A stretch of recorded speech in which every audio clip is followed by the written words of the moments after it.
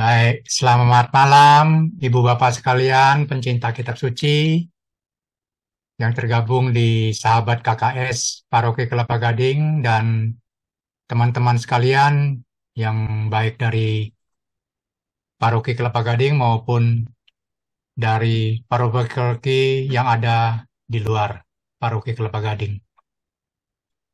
Kita boleh mengucap syukur ya Ibu Bapak sekalian, pada Rabu hari ini kita boleh kembali berkumpul bersama di dalam acara bekal yang diselenggarakan oleh Seksi Kerasulan Kitab Suci Paroki Kelapa Gading. Terima kasih Pak Arda yang boleh menjadi narasumber kita pada malam hari ini. Sebelum kita awali pertemuan kita akan awali juga dengan doa pembuka. Mari kita siapkan hati. Kita mau mohon penyertaan Tuhan untuk acara kita sepanjang malam hari ini. Dalam nama Bapa dan Putra dan Roh Kudus. Amin. Selamat malam Bapak, terima kasih atas penyertaan-Mu dan pemeliharaan-Mu sepanjang hari ini. Terlebih pada malam hari ini kami boleh Engkau kumpulkan kembali di dalam Zoom, pertemuan Zoom KKS Paroki Kelapa Gading untuk mengikuti acara bekal. Ya Bapak, berkatilah Pak Arda untuk menyampaikan firman-firman-Mu dan boleh menjadi bekal untuk kami semua semakin memahami firman-firman-Mu dengan lebih baik lagi. Terima kasih ya Bapak, serta juga teman-teman kami yang belum hadir, yang terlambat, kiranya mereka boleh bersatu bersama-sama kami di dalam pertemuan malam hari ini. Berkati pula segala sarana prasarana yang kami gunakan di dalam acara malam hari ini, sehingga apa yang mau disampaikan oleh Pak Arda nanti boleh kami terima dengan baik. Terima kasih ya Bapak. Kemuliaan kepada Bapa dan Putra dan Roh Kudus, seperti pada permulaan, sekarang, selalu, dan sepanjang segala abad. Amin. Dalam nama Bapa dan Putra dan Roh Kudus. Amin. Ya, Ibu Bapak sekalian, sebelum kita mulai, mungkin Ibu Bapak perlu ketahui, semua mic akan di-mute, dan nanti selama pemaparan materi oleh Pak Arda, kita dengarkan dengan seksama. Setelah itu nanti ada waktu untuk tanya jawab. Dan kalau Ibu Bapak sekalian ada pertanyaan-pertanyaan yang mau disampaikan, boleh juga diketik di chat dan kami akan membacakannya pada waktunya. Terima kasih atas kehadirannya. Saya serahkan waktunya kepada Pak Arda. Ya. Selamat malam Pak Santoso dan semua yang hadir dalam acara hari ini. Terima kasih juga atas kesempatan berikut yang diberikan pada saya untuk mengajak pendalaman atas hal-hal yang tertentu dalam kitab suci, ya, tematik. Mungkin kalau Bapak Ibu mendengar kata garam sebenarnya udah biasa ya, ini katanya udah saya dengar gitu ya. Tapi saya sengaja hari ini menggunakan hal yang biasa, ya, menggunakan pendalaman atas tema tertentu yang tidak asing, tetapi saya ingin mengajaknya dalam satu pembacaan yang sedikit berbeda, metode untuk mendalami dan metode untuk merenungkannya secara integratif. Ya, memang ini adalah satu metode ya untuk membaca atau menafsirkan kitab suci, khususnya untuk kita semua ya, teman-teman yang di sini kan biasanya juga beralih kepada keinginan untuk membantu teman-teman yang lain memberikan suatu cara ya bagaimana membaca kitab suci dan memberikannya sesuatu permenungan yang memberi suatu inspirasi. Memang seringkali kita juga membacanya dengan berbagai metode.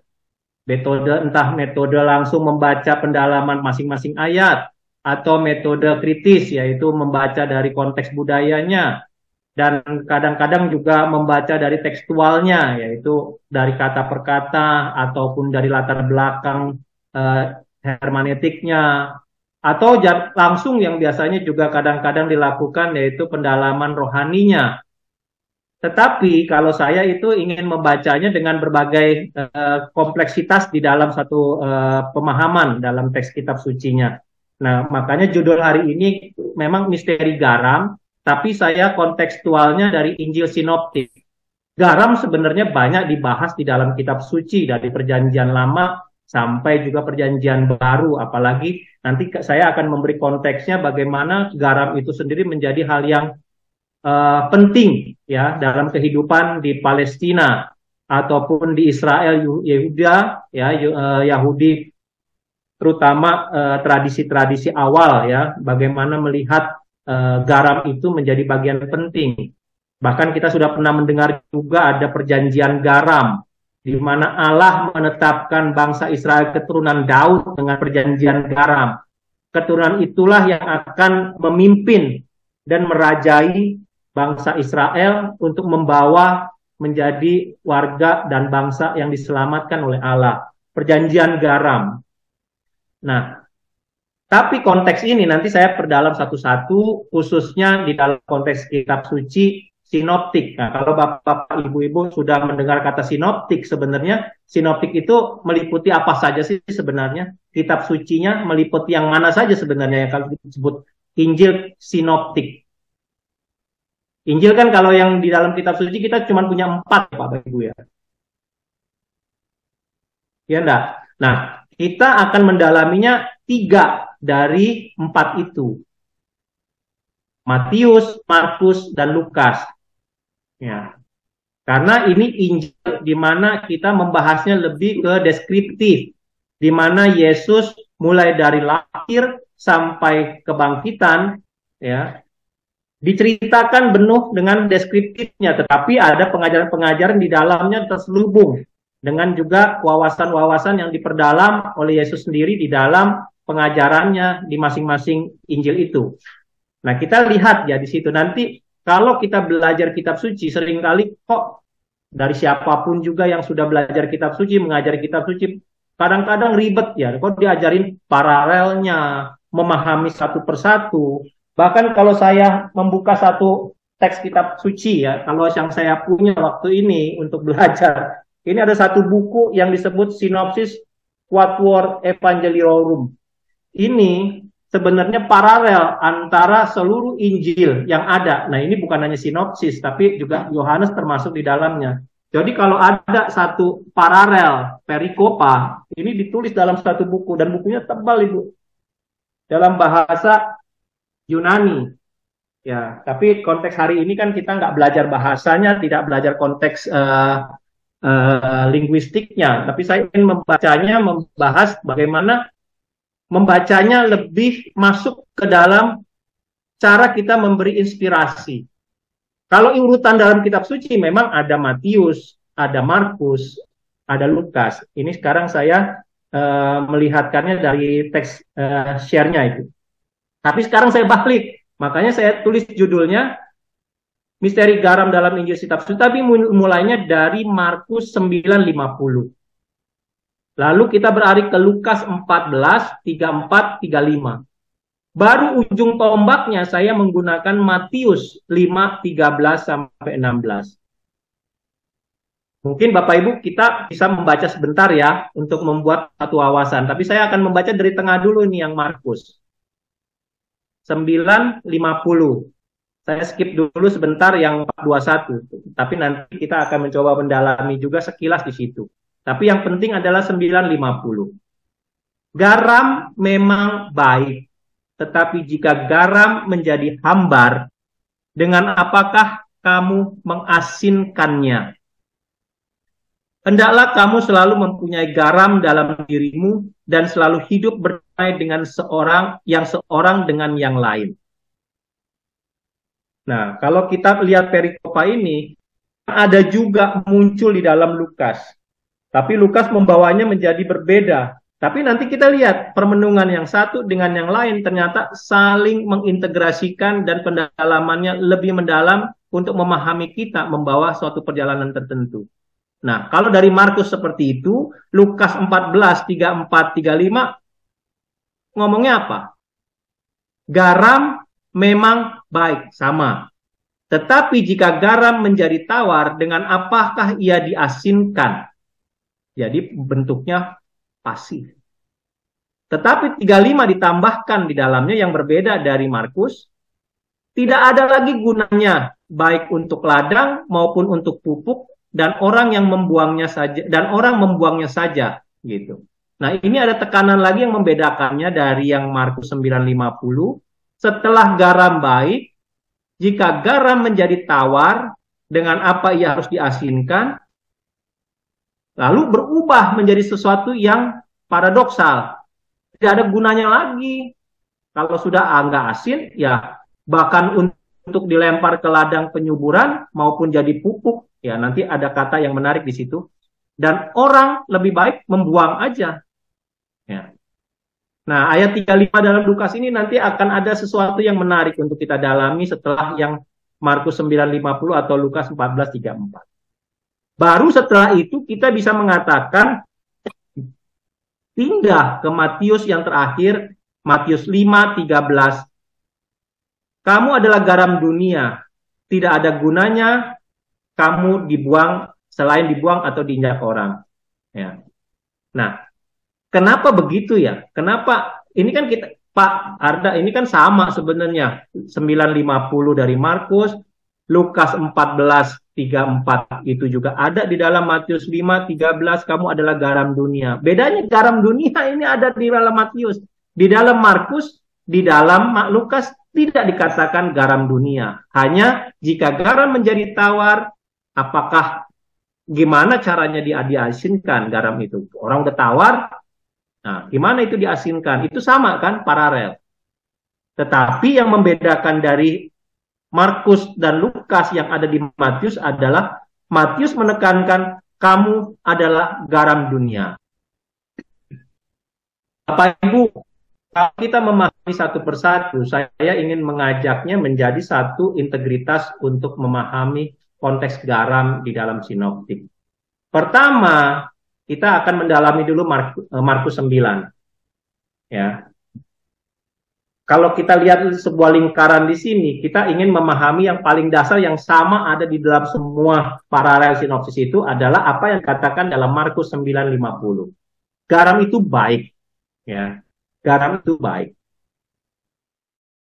Nah, pertanyaan kita kan selalu melihatnya garam itu baik, tetapi jika garam menjadi hambar, dengan apa kamu mengasinkannya?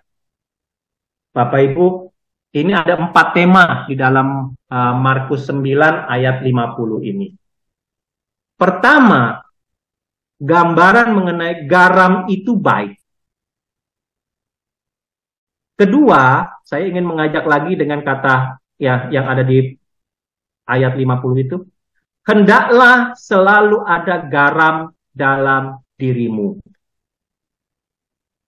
Nah, pertanyaan berikut, kok mengapa harus pakai kata garam? Kenapa selalu dalam pengajaran Markus yang dikatakan di sini mengajak orang memahaminya jadilah seperti garam. Ya. Hendaklah selalu ada garam dalam dirimu. Mengapa garam? Nggak ada yang lain kah? Nah, kalau konteks kitab suci kita mungkin nggak terlalu lari terlalu jauh lah ya. Nanti kita lihat di dalamnya. Lalu yang terakhir, tema yang berikut dalam Markus 9:50 itu, hendaklah selalu berdamai seorang dengan yang lain. Ya, ini tadi belum saya bacakan, tetapi ini adalah sesuatu yang mengatakan hendaklah selalu berdamai seorang dengan yang lain. Ya. Bahasa sebenarnya Yunaninya singkat ya, tapi kalau sudah dalam bahasa Indonesia panjang gitu ya kan. Kalon to halas, ean de to alas, analon genetai, entini auto artusete, exete en autois ala kai ereneute en alelois. Jadi sebenarnya kalau kita mau mengatakan 4 tema ini, apa sih yang paling penting yang kita mau dengarkan dari Markus 9? Ini saya akan mengajak satu persatu. Bapak Ibu, kalau pernah ngikut ulasan saya dengan konteks waktu kita mempelajari persiapan kemarin ya, masa Prapaskah, saya kan ada sedikit singgung mengenai kembali ke, ayo kembali kemana? Ke dasar kemanusiaan kita. Nah ini, nah, kalimat yang sama, garam memang baik. Ya, kalau dengan kata baik, Bapak Ibu ingat gak kisah penciptaan ketika Allah dan segalanya adalah baik. Ya. Nah, kalau udah bicara mengenai ini sebenarnya ada suatu paralelisme untuk menggambarkan garam memang baik. Secara hakikat garam itu baik. Ya. Dan ini mengisahkan kita dasar kepada pengalaman bahwa pada saat penciptaan manusia pun punya hakikat dasarnya adalah baik. Jadi ini diparalelkan antara kemanusiaan kita sebagai ciptaan. Allah menciptakan manusia pada dasarnya adalah baik. Nah, konteks garam lihat dalam konteks manusia. Garam manusia adalah memang baik. Jadi pada hakikatnya memang diciptakan oleh Allah baik. Nah, yang menurut Markus di sini menuturkan bahwa kenyataannya garam memang baik. Itu sebenarnya mengatakan secara analog sejak semula permulaan Allah menciptakan manusia dan memateraikan hakikat manusia adalah baik. Jadi kita diajak nih, kalau saya biasanya menggunakan ayat ini waktu itu untuk hari pertama Triduum. Mengenal hakikat manusia pada awal. Bahwa manusia ketika diciptakan adalah baik. Nah, garam itu juga pada hakikatnya adalah baik. Kenapa disebut baik? Garam kan punya hakikat. Hakikat garam itu punya kualitas. Kualitas garam adalah memberi daya, sesuatu daya yaitu daya keasinan. Memberi sesuatu yang memberi keasinan karena dia punya sifat asin. Dia baik untuk memberi apa? Sedap, penyedap, perasa. Bapak Ibu, kalau Bapak Ibu sedang kepingin makan sesuatu dikasih yang hambar atau diet garam, seringkali kan ngeluh ya, ini kok rasanya antak, makan sesuatu itu nggak ada apa ya, plan gitu ya, nggak menarik, nggak ada nikmatnya. Makan bubur pun tanpa garam, dikit sedikit pun rasanya aduh penderitaan. Karena garam itu ya memberi sesuatu yang berbeda, ya sesuatu yang menikmatkan gitu ya, memberi sesuatu yang levelnya naik dengan sendirinya, ya mempunyai kemampuan kalau orang mengatakan dengan sentuhan sedikit saja di dalam garam itu sesuatu yang lain itu akan menjadi berubah rasa, berubah menjadi sesuatu yang lebih baik, ya orang bisa menikmati. Nah, di sini kan artinya ketika garam mengasinkan, garam punya hakikat memberi daya asin, berarti itu kan daya keluar, bukan daya bagi dirinya sendiri. Daya untuk memberi sesuatu keluar. Kalau keluar berarti ada sesuatu yang mendorong, yang mengarahkan, yang membuat sesuatu yang di luar dia menjadi lebih baik. Ya nggak Bapak Ibu? Garam itu tidak mengasinkan dirinya sendiri, tetapi memberi sesuatu kepada yang lain berubah menjadi sesuatu yang lebih menikmatkan gitu.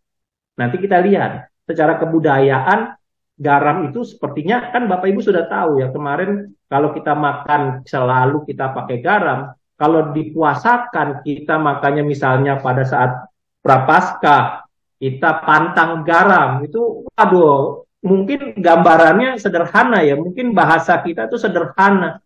Tapi kalau kita benar-benar merasakannya, pantang garam itu, udah diet garam itu, waduh, perlu kontrol diri ya. Makan gorengan tidak pakai garam, ya kan rasanya antak gitu ya.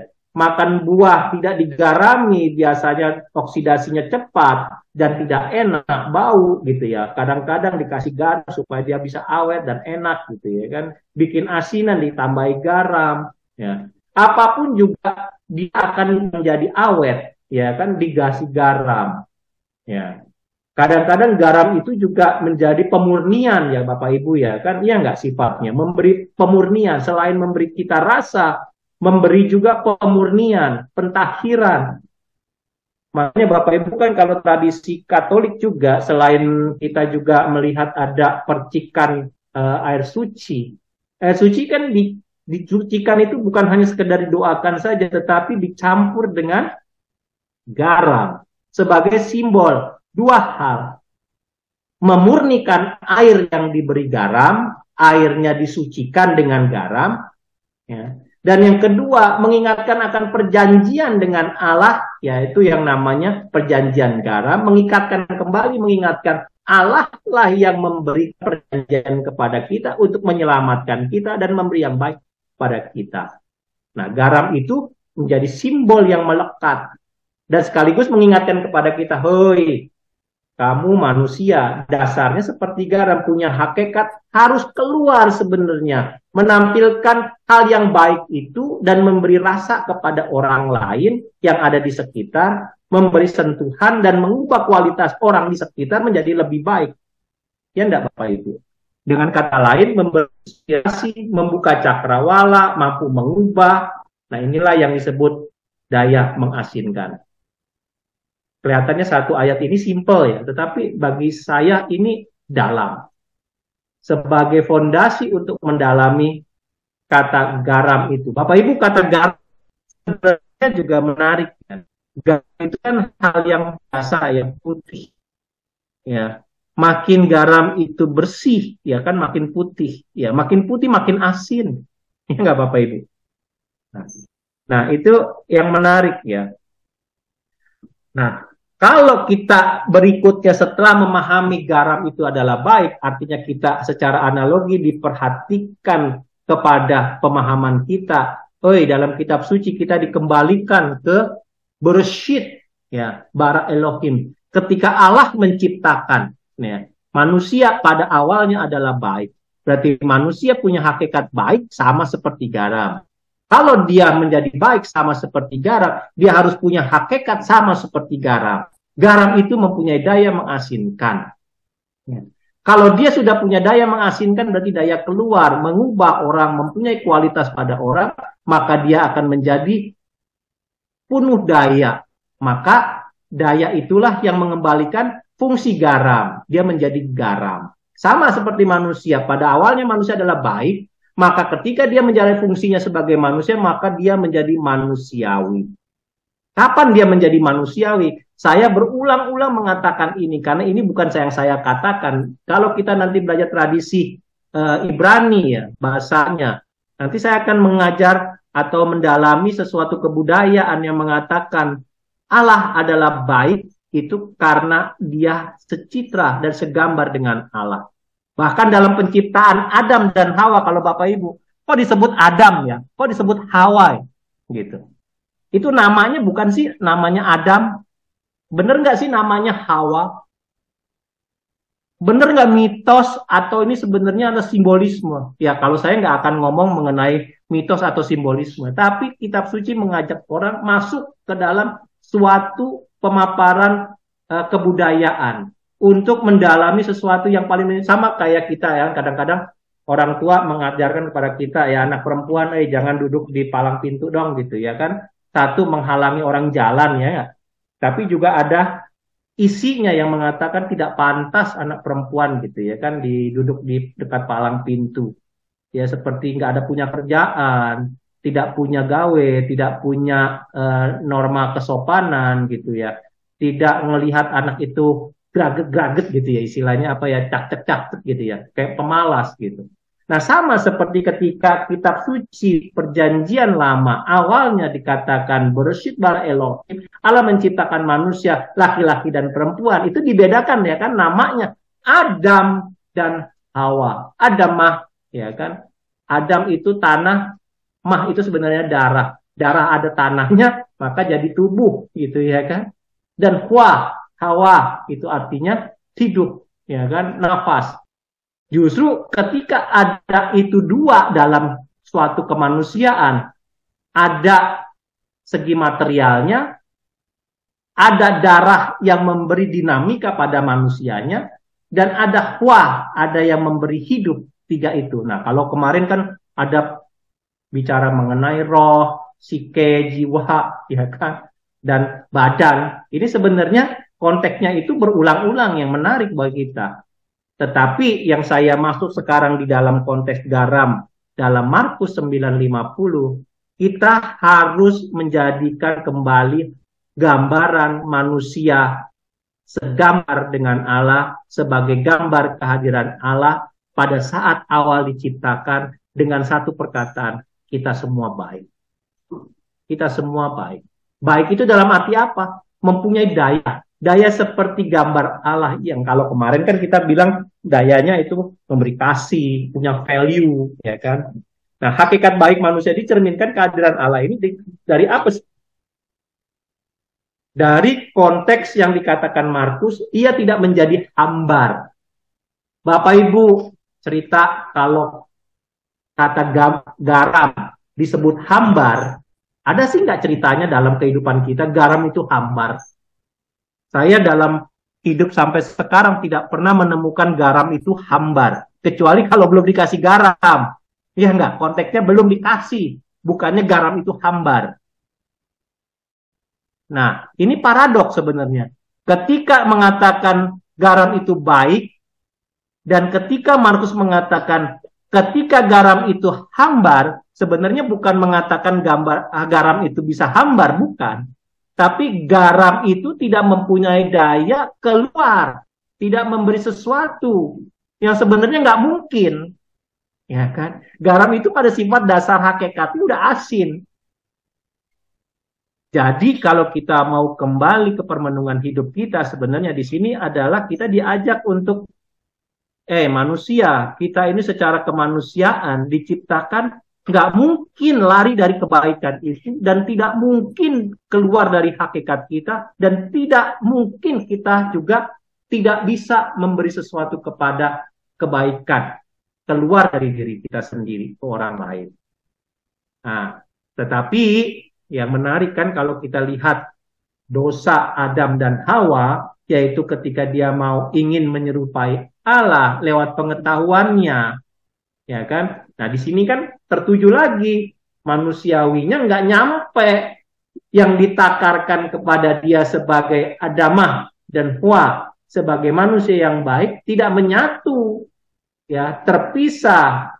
Maka dia menjadi orang yang disebut human being-nya nggak nyampe.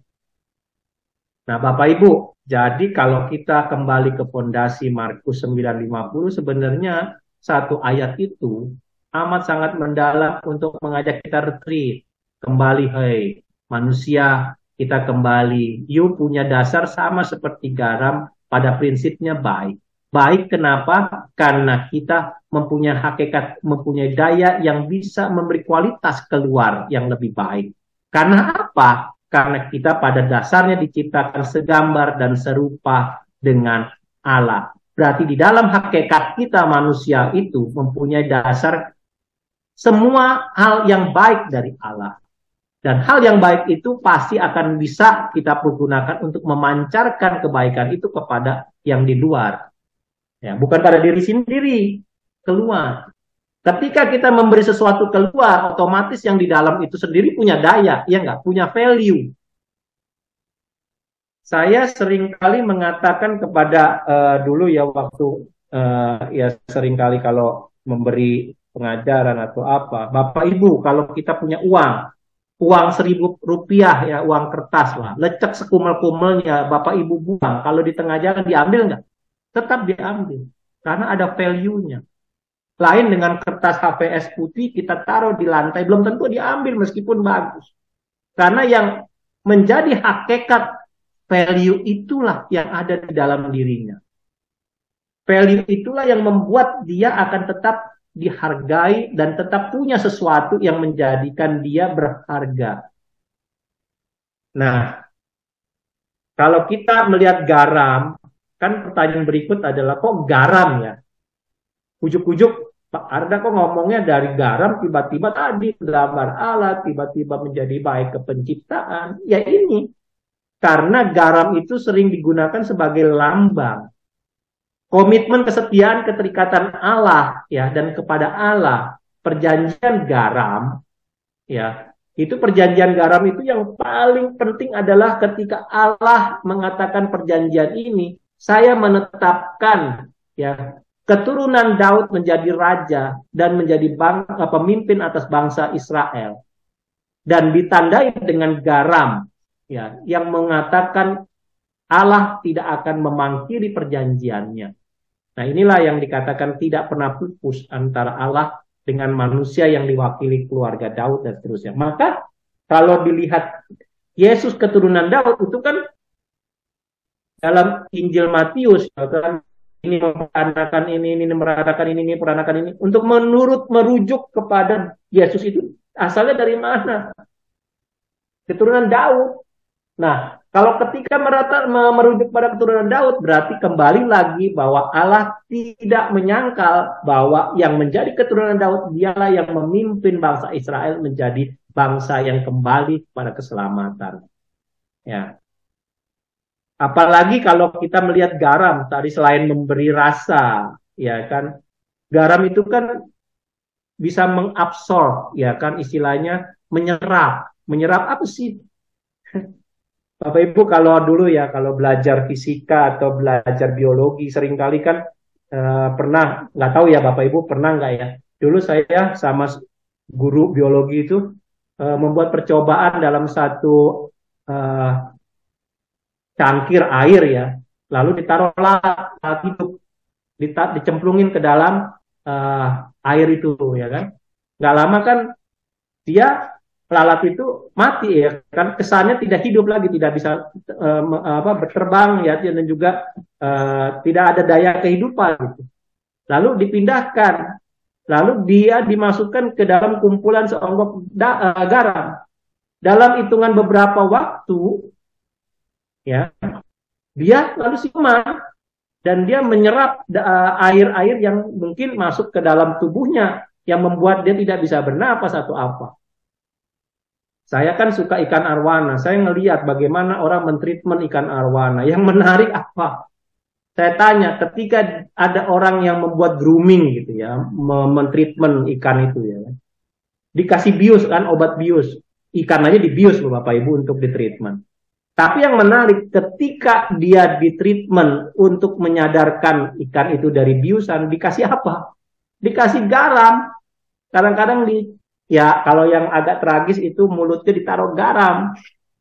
Dengan otomatis dalam hitungan beberapa second dia langsung sadar tanpa perlu aerator, tanpa perlu oksigen lagi gitu. Di air tapi udah celupin mulutnya itu dengan garam, langsung dia orat. Karena dia menyerap, nggak tahu yang menyerap racun. Nah itulah yang dikatakan daya serap terhadap sesuatu yang jelek. Gitu. Nah ini kan yang berarti ada sesuatu yang mengambil alih kejelekan itu keluar.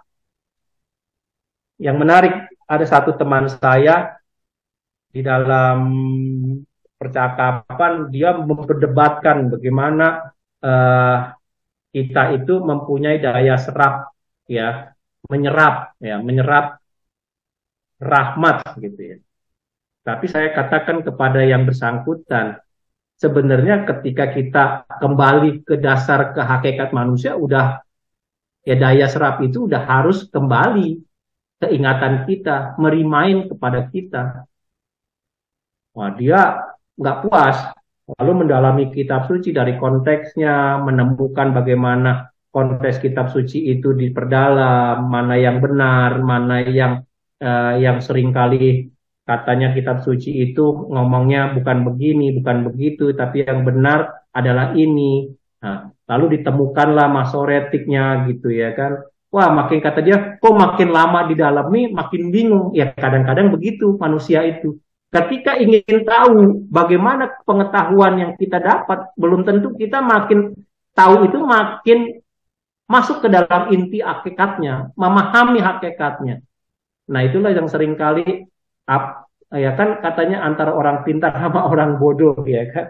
Nggak semua yang pintar itu bisa memahami ya. Kadang-kadang biarlah orang yang bodoh yang memahami, tapi di dalam kitab suci kadang-kadang diparadokkan lagi. kamu bodoh gitu. Karena kamu tidak memahami dirimu sendiri, ya. Nah, sebenarnya konteks itu menjadi sesuatu yang relatif, tetapi kalau saya membaca garam di dalam konteks Markus ini, dia harus memberi suatu gambaran keterikatan dengan Allah. Kenapa? Karena dia punya daya serap terhadap hal-hal yang kurang baik dari orang itu supaya orang itu menjadi lebih baik, membuang yang jelek, ya, mengambil alih yang jelek, memberikan kebaikan kepada orang itu. Nah, inilah sifat garam, memberi daya asin. Selain kalau sudah memberi daya asin, ya memberi daya asin itu kan memberi penyedap, memberi cita rasa, maka ada sesuatu. Ya, Bapak Ibu, hidup kita kadang-kadang kita bingung ya. Orang menilai, kamu nggak berguna, atau saya sendiri mengatakan saya nggak berguna bagi orang lain. Tapi ada banyak yang mengatakan, Pak, terima kasih. Bahkan hanya dengan kata senyuman atau sapaan saja menyentuh banget terhadap orang lain pada saat waktu itu, di situ, di tempat itu. Yang kita kadang-kadang tidak menduga. Ya, tapi disitulah kadang-kadang persentuhan kita dengan orang lain, kualitasnya bisa dirasakan secara berbeda. Saya sendiri, saya sudah pernah mengatakan dalam satu kali pengajaran ini kan, kita seperti punya sinyal ya, punya frekuensi. Bapak Ibu, kalau kita bertemu sama orang yang mendalam, orang yang punya daya, ya istilahnya, yang makin dekat dengan Tuhan lah, yang dekat dengan Allah, getarannya ketemunya itu beda. Bapak Ibu pernah nggak bertemu dengan seseorang ya, dengan penjahat aja kita juga punya getaran yang berbeda, iya nggak? Begitu ketemu penjahat getarannya apa? Rasa takut, iya nggak? Kalau bertemu dengan orang baik, getarannya rasanya, aduh, ada suatu yang kekaguman yang paling dalam, suatu persentuhan yang membuat kita, aduh, ya, melekat, yang kagum-kagum, bahkan kita juga ingin mendapatkan hal yang sama kembali kepada hidup kita, gitu. Ada feedbacknya. Itu getarannya otomatis.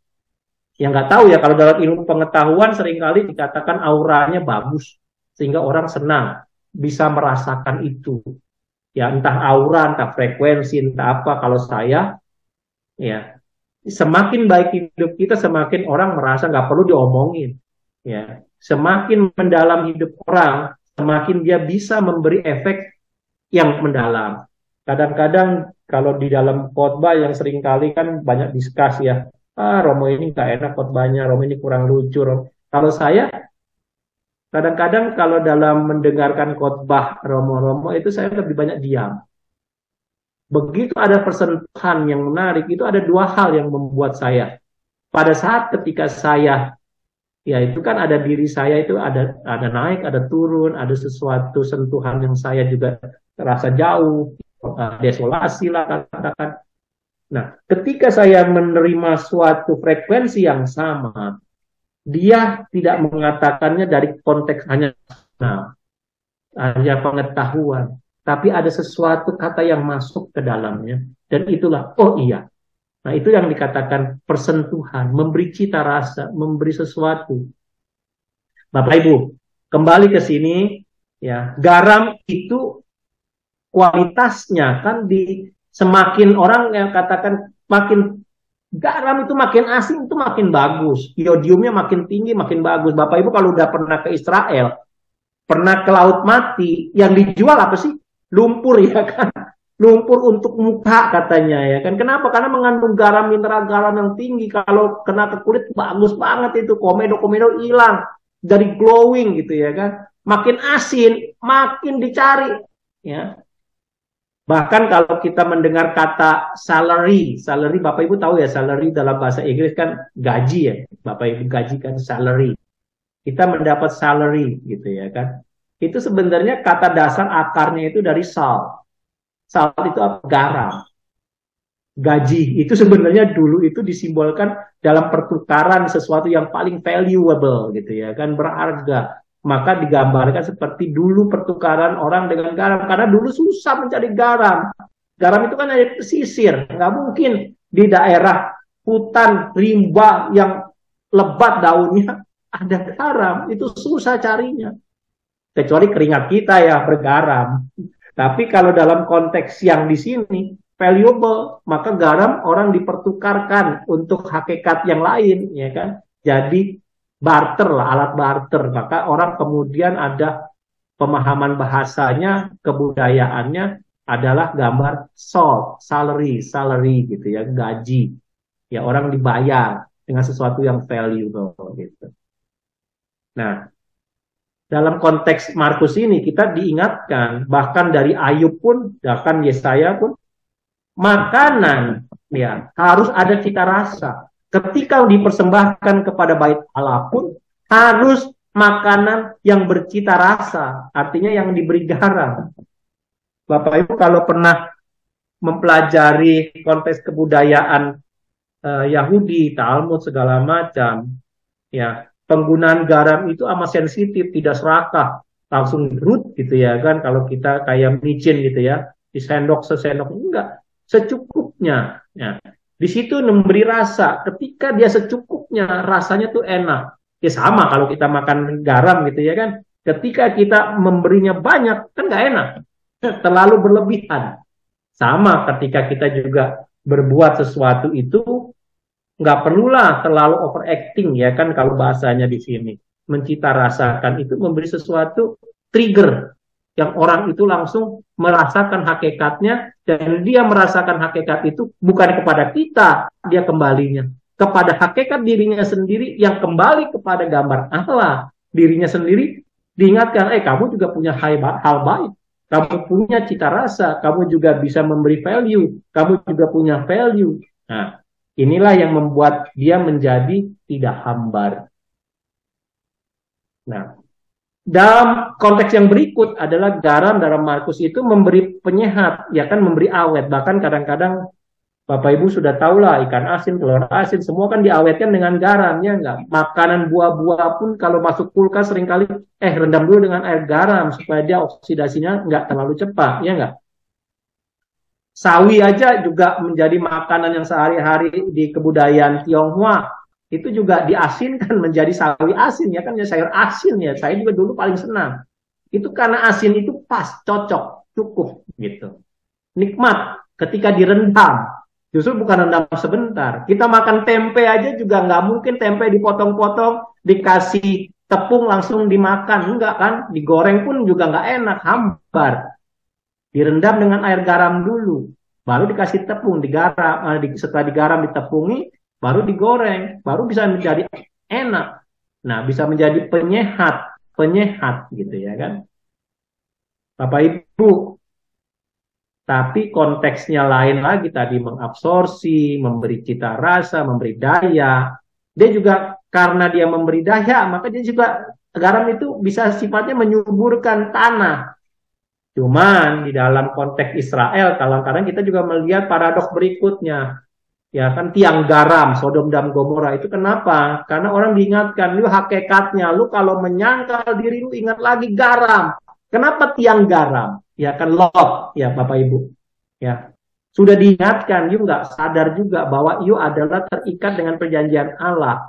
You pada hakikatnya sebenarnya baik, tapi kalau kamu tidak taat pada Allah, tidak mau memenuhi kebaikan dalam hidupmu menjadi orang yang taat dan menjadi yang baik seperti gambar Allah, ingat lagi lah garam, kamu jadi tiang garam. Ya, enggak? Nah, garam itu sendiri bahkan diasosiasikan lagi di daerah di mana ketika garam seharusnya menyuburkan, ya diberikan sebanyak-banyaknya, ya kan, di lembah Aram itu kan daerah yang tidak subur, dulunya subur, karena diberi garam sebanyak-banyaknya maka jadi tandus. Nah, ini juga kita perlu sadar bahwa garam itu memberi sesuatu yang paling tidak, selain memberi kesuburan, juga kita nggak boleh berlebihan.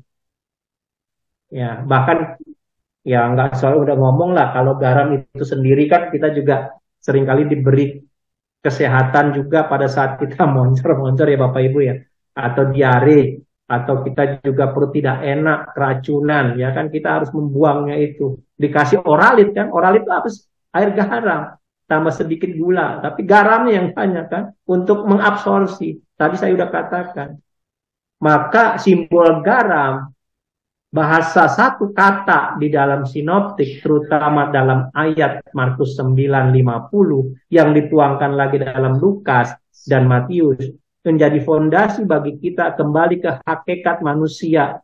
Ya, manusia adalah baik, manusia pada hakikatnya diciptakan segambar dengan Allah, maka kembalilah ke value itu menjadi gambar Allah bagi orang lain lewat pertukaran kebaikan yang kita bisa sampaikan kepada orang lain. Nah, ini sebenarnya sederhana tapi mendalam. Maka ayat berikutnya kan dalam Markus, hendaklah selalu berdamai seorang dengan yang lain. Menarik Bapak Ibu. Markus menekankan garam baik, dia tidak boleh hakikatnya, dia harus memberi ruang kepada orang lain, ya. Maka perlu berdamai seorang dengan yang lain, perlu relasi, ya. Nah, orang sering mengira bagian tersuci dalam hidup kita ya ketika kita berdoa ya kan hanya ada di ruang suci, saya dengan Allah, saya di rumah ibadat, saya menyendiri, banyak meditasi. Kalau saya kok melihat Markus 9:50 justru terletak pada hubungan kita dengan sekitar kita.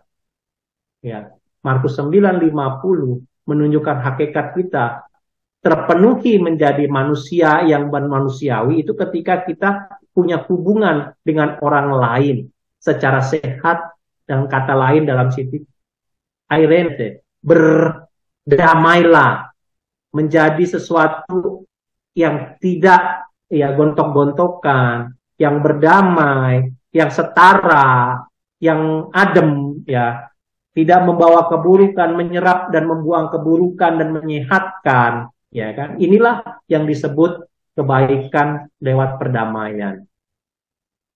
Bapak Ibu, konteks inilah yang mau saya menjadikan dasar. Kalau konteks garam sinoptik, saya membacanya pertama-tama bukan dari Injil Matius dulu yang ada di halaman pertama dalam kitab suci sinoptik. Saya membacanya dari Markus dulu karena ini memberi fondasi dasar. Baru dari situ saya bergerak ke kedua, yaitu Lukas 14:34-35. 34-35 sebenarnya bahasa mirip ya, cuman tadi saya katakan ada hal yang berbeda di ayat berikutnya di 34. Garam memang baik, tetapi jika garam menjadi tawar, dengan apa diasinkan? Ya kan ini parah. Tadi juga saya katakan garam itu nggak pernah ada ceritanya tidak asin kecuali tidak diberi garam. Lalu bagaimana mungkin diberi asin lagi? Orang pada hakikatnya sudah asin, ya kan? Impossible. Hanya mau mengatakan kalimat ini ayatnya sebenarnya manusia tidak mungkin lari dari hakikat kemanusiaannya. Cuman di Lukas 14:34 ya, dia lebih mengatakannya begini. Tidak ada lagi gunanya orang dia tidak berdaya dan tidak berguna, ya tidak gunalah baik untuk ladang maupun untuk pupuk.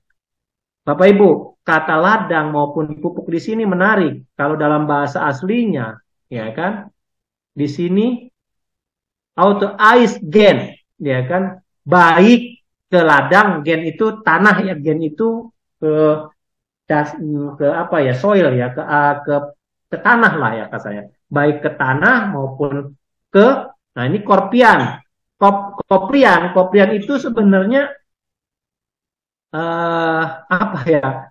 Kalau bahasanya secara kasar itu kotoran binatang, ya, tumpukan kotoran binatang, ya kan? Kalau bahasa Inggrisnya manure, ya kan? Atau timbunan kotoran yang akhirnya kalau jadi timbunan itu kan sudah dipisahkan dari tempatnya, ya kan menjadi pupuk, ya kan. Bahkan kalau garam yang pada sifatnya baik, yang punya daya asin, tidak lagi bisa mendaya gunakannya untuk kesuburan, untuk memberi cita rasa, apa gunanya? Bahkan lebih jelek dari kata kasarnya tai kotok atau istilahnya kotoran hewan seperti itu. Timbunan pupuk atau kotoran hewan. rasanya kasar ya, sarkasme ya. Tapi kalau kita mengerti pendalaman itu, bukan karena hambar, karena dia tidak ada daya, tidak punya asin, tapi dia tidak berguna, tidak memberi daya. Karena dia tidak memberi daya dan tidak memberi kualitas kepada yang ada di dalam di sekitarnya, lebih baik ya dibuang. Karena untuk tanah pun gak ada guna, bahkan kalau dibandingkan dengan tumpukan kotoran nggak ada bedanya, bahkan lebih buruk gitu. Jadi buat apa menahan orang yang seperti itu, yang tidak lagi sadar pada hakikatnya? Kejam ya Bapak Ibu. Lukas langsung pada halnya mengatakan, buang saja. Orang membuang gitu ya. Maka Lukas mengajak orang langsung, hei, siapa yang mempunyai telinga untuk mendengar, hendaklah dia mendengar. Kejam Bapak Ibu, kejam. Kalau menurut saya, membaca kitab suci ini masuk ke dalam ranahnya, apalagi kita membaca konteksnya nanti, kita lebih melihatnya ini suatu paradoks. Kita dikasih tahu hakikat dasar, kita di sini kita tahu bahwa kalau kita tidak melakukan seperti hakikatnya yang berdaya guna bagi orang di sekitar kita, tidak ubahnya kita lebih jelek daripada kotor atau kasarnya kotoran hewan yang ditumpuk sebenarnya untuk pupuk. Pupuk aja lebih berdaya, kenapa garam aja yang lebih baik tidak berdaya? Buang, singkirkan kalau bahasa di sini. Ya. Maka kalau kita punya telinga, hendaklah dia mendengar. Tajam dalam tradisi Yahudi, mendengar itu keras. Ya.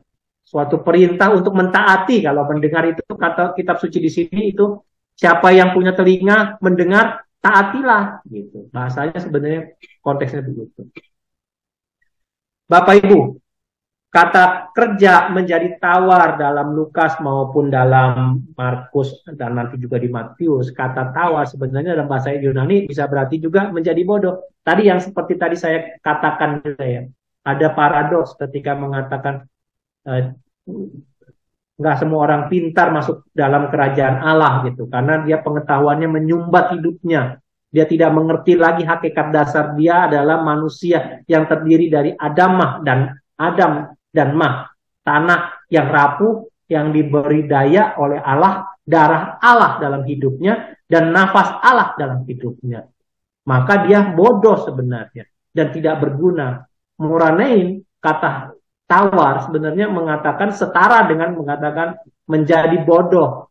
Bukan karena dia menjadi hamba, karena dia tidak mengingat lagi hakikatnya, bodoh. Kalau orang bodoh apa? Dia kan tidak tahu. Dan tidak mau tahu, ya kan?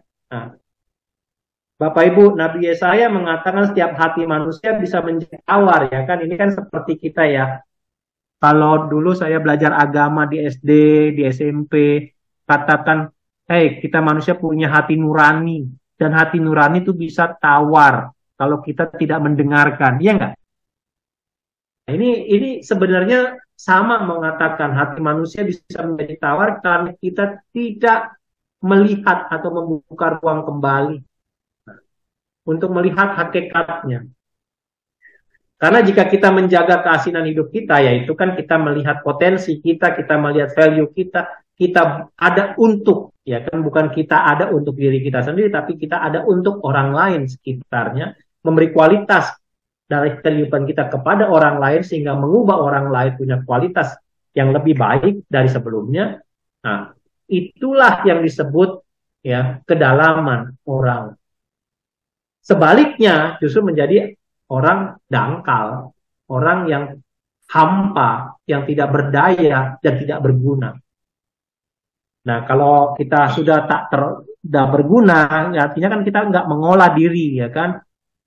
Kalau orang dalam dunia spiritual mengatakan ya hidup kita menggelinding aja, nggak pernah refleksi, nggak pernah tahu dari mana kita berasal dan untuk apa kita berada dan kemana kita mau berjalan, tujuan hidup kita tidak tahu, ya kan Bapak Ibu. Tidak pernah upgrading dan tidak pernah updating gitu ya. sampai di mana kita, posisi kita udah umur berapa, tahu dirinya seperti apa, bagaimana kita tahu diri, bagaimana kita tahu di sekitar kita yang menjagai kita, bersyukur bahwa orang masih menjagai kita, dan kita juga harus bersyukur juga bahwa kita bisa menjagai dia. Nah ini kadang-kadang susah ya menyadari bahwa pada hakikatnya seperti itu. Nah, kalau kita di sini kan kalau dalam dunia spiritualitas orang yang tawar sebenarnya orang yang plain. Orang yang plain artinya orang yang tidak punya rasa dalam hidupnya, gamang dalam hidupnya. Maka Lukas ini lebih kan Lukas kan seorang dokter ya. Ya, dalam Injil ya kita kan memahami Lukas itu seorang dokter, maka memahami garam itu dalam konteks dia juga dalam konteks spiritualitas garam itu dia tidak punya daya, maka hidupnya plain, hidupnya tidak memberi sesuatu, ya berdasarkan yang biasa-biasa saja, tidak mempunyai rasa dalam kehidupan ini menjadi lebih baik. Ya. Hidup gamang, ya tidak punya tahu lagi tujuannya, maka tidak guna selain dibuang. Tadi saya udah bilang, Lukas 35 ini tidak ada gunanya baik untuk ladang maupun ditaruh di tumpukan kotoran binatang atau pupuk atau manure atau dunghill atau seperti kotoran ya tumpukan dari ya kalau orang ternak itu kan dia di kandangnya kan dikumpulkan ya untuk pupuk ya. Tadi saya bilang garam tidak berguna bukan karena dia tidak ada asinnya. Sifatnya ada, tapi dia tidak mendaya gunakan dan tidak dipakai. Akhirnya dia menguap begitu saja. Inilah kata paradoks. Bukan tidak apa, bukan kehilangan rasa asinnya, tapi menguap begitu saja. Yang dia punya menguap begitu saja. Ya. Jadi tersia-siakan. Kalau bahasanya dalam kitab suci, garam itu kan bisa menguap, menghilang. Dan Bapak Ibu kalau coba di konteksnya keseharian kita, garam itu kan ketika dia tidak lagi bisa kita gunakan, dia mencair dan menguap, habis, ya kan? Makanya kan dia tidak bisa mempunyai daya. Nah. Dan ini kalau dikonteskan dalam Lukas, ketika Tuhan mengatakan itu, dia justru pada saat khotbah di bukit, Bapak Ibu. Iya enggak? Berbeda dengan Markus. Markus mengatakan konteks garam itu dalam perjalanan ke Galilea, ya, ke Yerusalem. Jadi dalam perjalanan, dia mau mengatakan nih manusia pada hakikatnya dalam perjalanan hidup. Nah ini menarik. Dia kan, kalau tadi saya mengatakan hanya dari ayat per ayat, dari konteks kitab suci masing-masing sinopsisnya, tapi kalau kita melihat bagaimana masing-masing dibuat dalam masing-masing Injilnya, Markus membuat konteks garam dalam perjalanan pengajaran, ya untuk memberi arah dasar, memberi fondasi. Lukas justru berbeda, ya. Lukas memberi kedalaman pada saat khotbah di bukit, hal yang penting dalam hidup. Ya. Nah, Bapak Ibu, kembali ke tadi kata kebodohan, Oranei. Santo Paulus mengingatkan bagaimana kita harus mengisi hidup-hidup kita ya. Kebodohan itu seperti apa sih? Nah, karena itu perhatikanlah dengan sesama bagaimana kamu hidup. Janganlah seperti orang bebal, tetapi seperti orang arif yang mampu mempergunakan waktu yang ada karena hari-hari ini adalah hari yang jahat.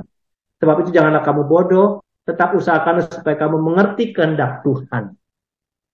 Ya, bodoh itu bukan karena pengetahuannya tidak nyampe, tapi karena kita tidak mencari kehendak Tuhan dalam hidup kita, tidak mencari hakikat dasar kita diciptakan dan kemana tujuan hidup kita. Efesus 5 sudah ngajarin itu. Paulus bahkan mengatakan, kalau tidak melakukan itu, kita sama seperti orang bodoh. Nah, kembali, bagaimana kita menghindari supaya tidak tawar, supaya tidak bodoh. Hanya orang bodoh yang bisa membunuh dirinya sendiri, kan Bapak Ibu. Kalau kita menjadi bodoh, sebenarnya kita punya kebaikan pun tidak terlihat. Nah, kalau kita dalam ilmu spiritual pun, kita juga seringkali orang yang menahan rasa bersalah, rasa kesal, tidak mengampuni, kita terbunuh dengan sakit hati kita di dalamnya. Maka itu kan sebenarnya orang bebal. Lepaskan, lepaskan. Makanya kalau kita juga diajak, mungkin ada pengalaman meditasi, ya kan sebenarnya meluapkan sesuatu. Ya, garam juga mengevaporasi, ya kan, apa menyerap, mengabsorpsi gitu ya. Berarti kan kita juga harus membuang, ya kan, menyerap yang jelek-jelek, kita bongkar gitu ya kan, membiarkan, ya. Jangan sampai amarah kita yang melebihi daripada kebaikan kita yang melebihi emosi kita. Ya, di Ayub dan di Amsal sudah mengatakan itu. Jadi kalau kita tidak ada guna, maka lebih baik dibuang, kasar. Tapi ya hakikatnya sudah ada, tapi dia dipakai ya nggak berguna. Orang yang tidak mau ditolong oleh orang lain untuk menjadi dirinya lebih baik, ya kan nggak ada guna. Sama diri kita pun kalau tidak mau diingatkan kembali hakikatnya, kan juga nggak ada guna. Biarkan, karena dia akan menjadi sumber masalah. Dia akan menjadi troublemaker, dia menjadi orang sulit, baik sulit terhadap dirinya maupun bagi orang lain. Ya nggak apa-apa itu. Kalau orang sudah menjadi troublemaker, apapun juga jadi troublemaker. Nah, maka kalimat dalam Lukas itu, siapa punya telinga untuk mendengar, hendaklah dia mentaati dan dengerin gitu. Mendengar itu bukan hanya membiarkan masuk dalam telinga, mentaati. Nah, itu yang tadi saya katakan. Bapak Ibu, ini kalau kita sudah memasuki ini, maka baru kita paham kenapa Injil Matius menambahkan kamu adalah garam dunia. Kita harus tahu hakikat, jangan sampai kita jauh dari hakikat kita. Kalau kita jauh dari hakikat kita dan tidak mendayagunakan hakikat kita, kita adalah bodoh. Lebih baik kita disingkir, dibuang, bukan hanya disingkirkan. Bahkan lebih baik dari istilahnya kotoran hewan yang ditumpuk. Nah, maka kalau kita sadar itu, ya kita harus kembali ke dasar hidup kita. Kita adalah garam dunia. Dia menunjuk kamu adalah garam dunia. Jika garam menjadi tawar, kembali lagi kan dengan kata itu. Dengan apa diasinkan? Tidak perlu diasinkan. Selain dibuang, orang nggak mungkin diasinkan lagi. Garam gimana caranya diasinkan? Tapi yang menurut saya yang menarik adalah kata garam dunia. Matius 13:16 ada kata garam dunia. Dan sebelumnya mengatakan terang dunia, dan kemudian bahwa kalau sudah jadi garam, maka dia bisa memberi terang, ya kan? Karena dia sudah memberi daya, maka dia bisa membuat orang ceria, ya kan? Gak, terang kan efeknya bukan pada dirinya sendiri, ya enggak? Memberi kepada sekitar. Sama seperti garam. Maka ketika kita sudah bisa menjadi garam dan fungsinya sebagai garam, maka, nah ini yang menarik dalam Injil Matius 13. Orang-orang memuliakan Bapa di surga. Memuliakan karena apa? Karena perbuatan baik kita lah kepada orang lain. Yang memancar dan mendayagunakan orang lain. Nah di sini kualitas Bapak Ibu, kita harus tersedia. Matius itu mengajarkan kita kan sudah jadi garam pada hakikatnya.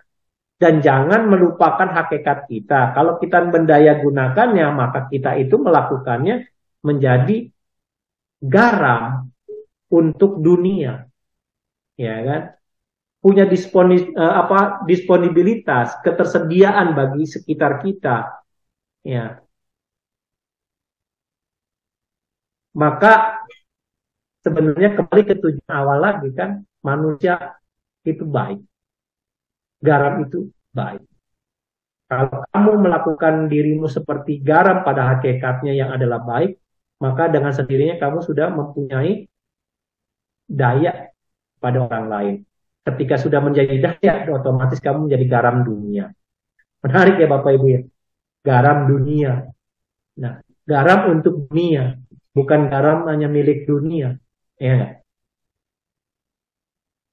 Dan ini disetarakan lagi di kalimat berikutnya di dalam Injil Matius. Kamu adalah terang, tersedia juga. ya kan? Bagi orang lain, terang itu kan bukan untuk dirinya sendiri.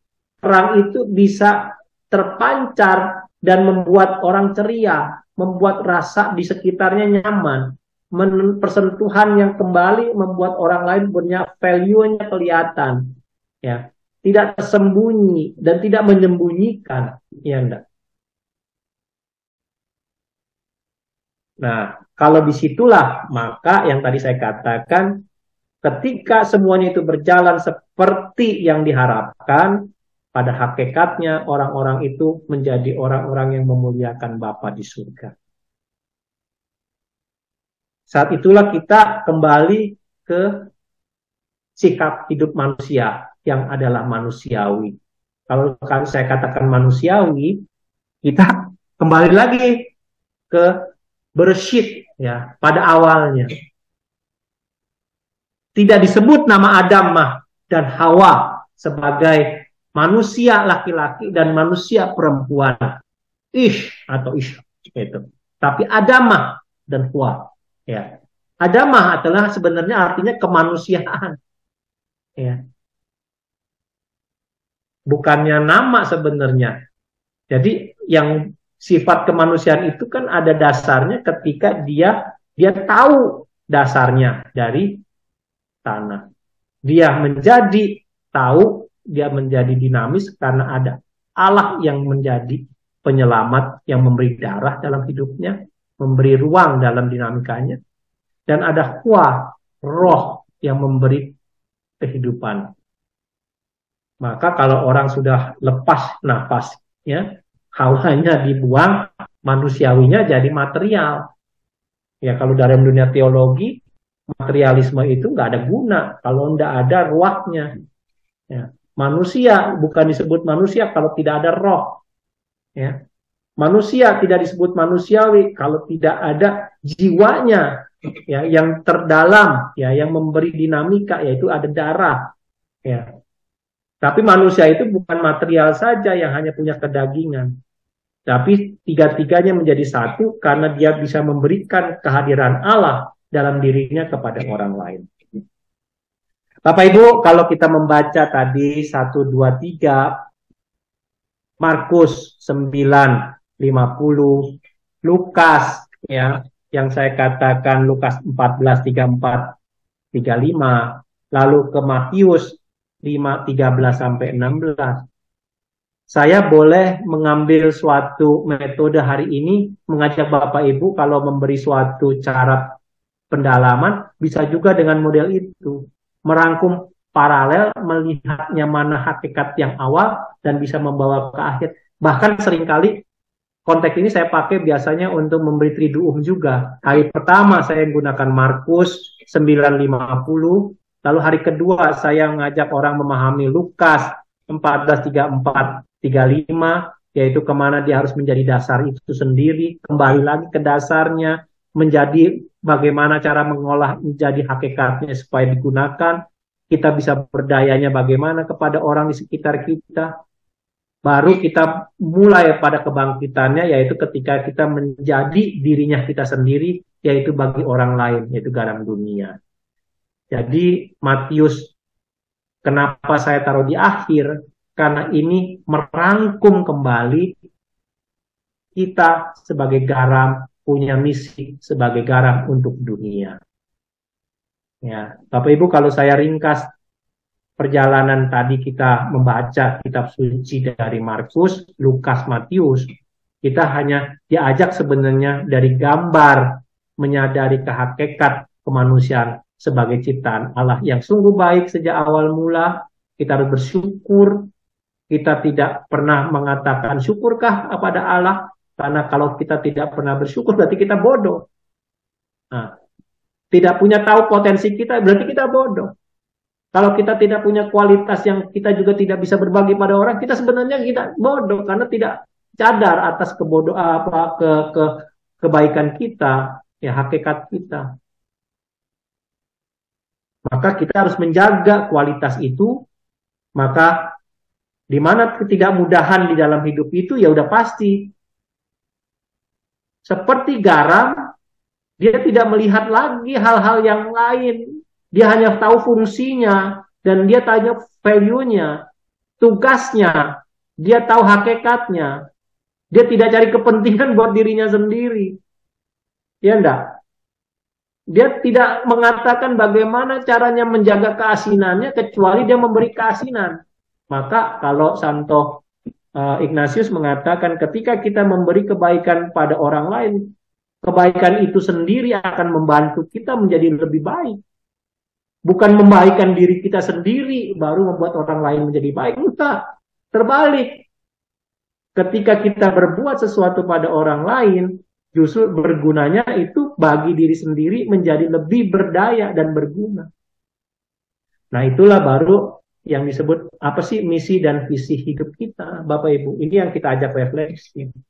Ya, memberi daya rasa baru, memberi daya pertumbuhan baru, memberi perkembangan sehat, subur, memberi daya juang, memberi awet, ya kan, value-value hidup kita, ya, menyehatkan, ya, membuatnya yang racun-racun terbuang, kejahatan, ketidakbaikan hilang, ya kan. Inilah hakikatnya yang harus kembali kepada kita.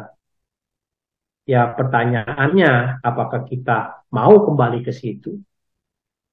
Kalau kita tidak mau kembali, ya berarti ya nggak ada guna. Itu Bapak Ibu, hari ini saya mengajak Bapak Ibu ke misteri garam sinoptik sebenarnya hanya untuk mengajak Bapak Ibu untuk melihat hal yang sederhana, tapi saya mengajaknya membacanya secara berbeda. Mulai perlahan-lahan dari Markus, dari Lukas, dan dari Matius untuk sampai kepada dasar visi, misi, hakikat kemanusiaan. Terima kasih Bapak Ibu, itu yang bisa saya bagikan hari ini. Mungkin kalau lain-lain yang berikutnya mungkin nanti saya akan bagikan dengan cara yang berbeda ya, supaya kita punya variasi dan belajar kitab suci menjadi sesuatu yang ya kalau orang bilang menarik. Karena kalau saya makin mendalam itu nggak ada berhenti, makin menarik. Kadang-kadang saya juga bingung, kok ini begini, tapi ketika didalami makin aja ketemu sesuatu yang menarik. Itu Bapak Ibu, silakan hari ini boleh tanya, boleh juga sharing, boleh juga ya menambahkan. Ya saya tidak menutup kemungkinan karena ini kan hanya saya ingin mengatakan refleksi apa yang saya bisa bantu untuk teman-teman memanfaatkannya di lain kesempatan kepada kelompok-kelompok yang lain atau komunitas-komunitas yang lain. Terima kasih. Baik, terima kasih Pak Arda. Pemaparannya cukup menarik ya. Temanya seperti yang sudah sering kita dengar juga tentang garam. Saat pemaparan Pak Arda tadi menyadarkan saya juga, ternyata kita semua ini adalah garam. Cuma masalahnya garam yang kita miliki itu dapat dirasakan atau tidak oleh orang lain gitu loh. Ya.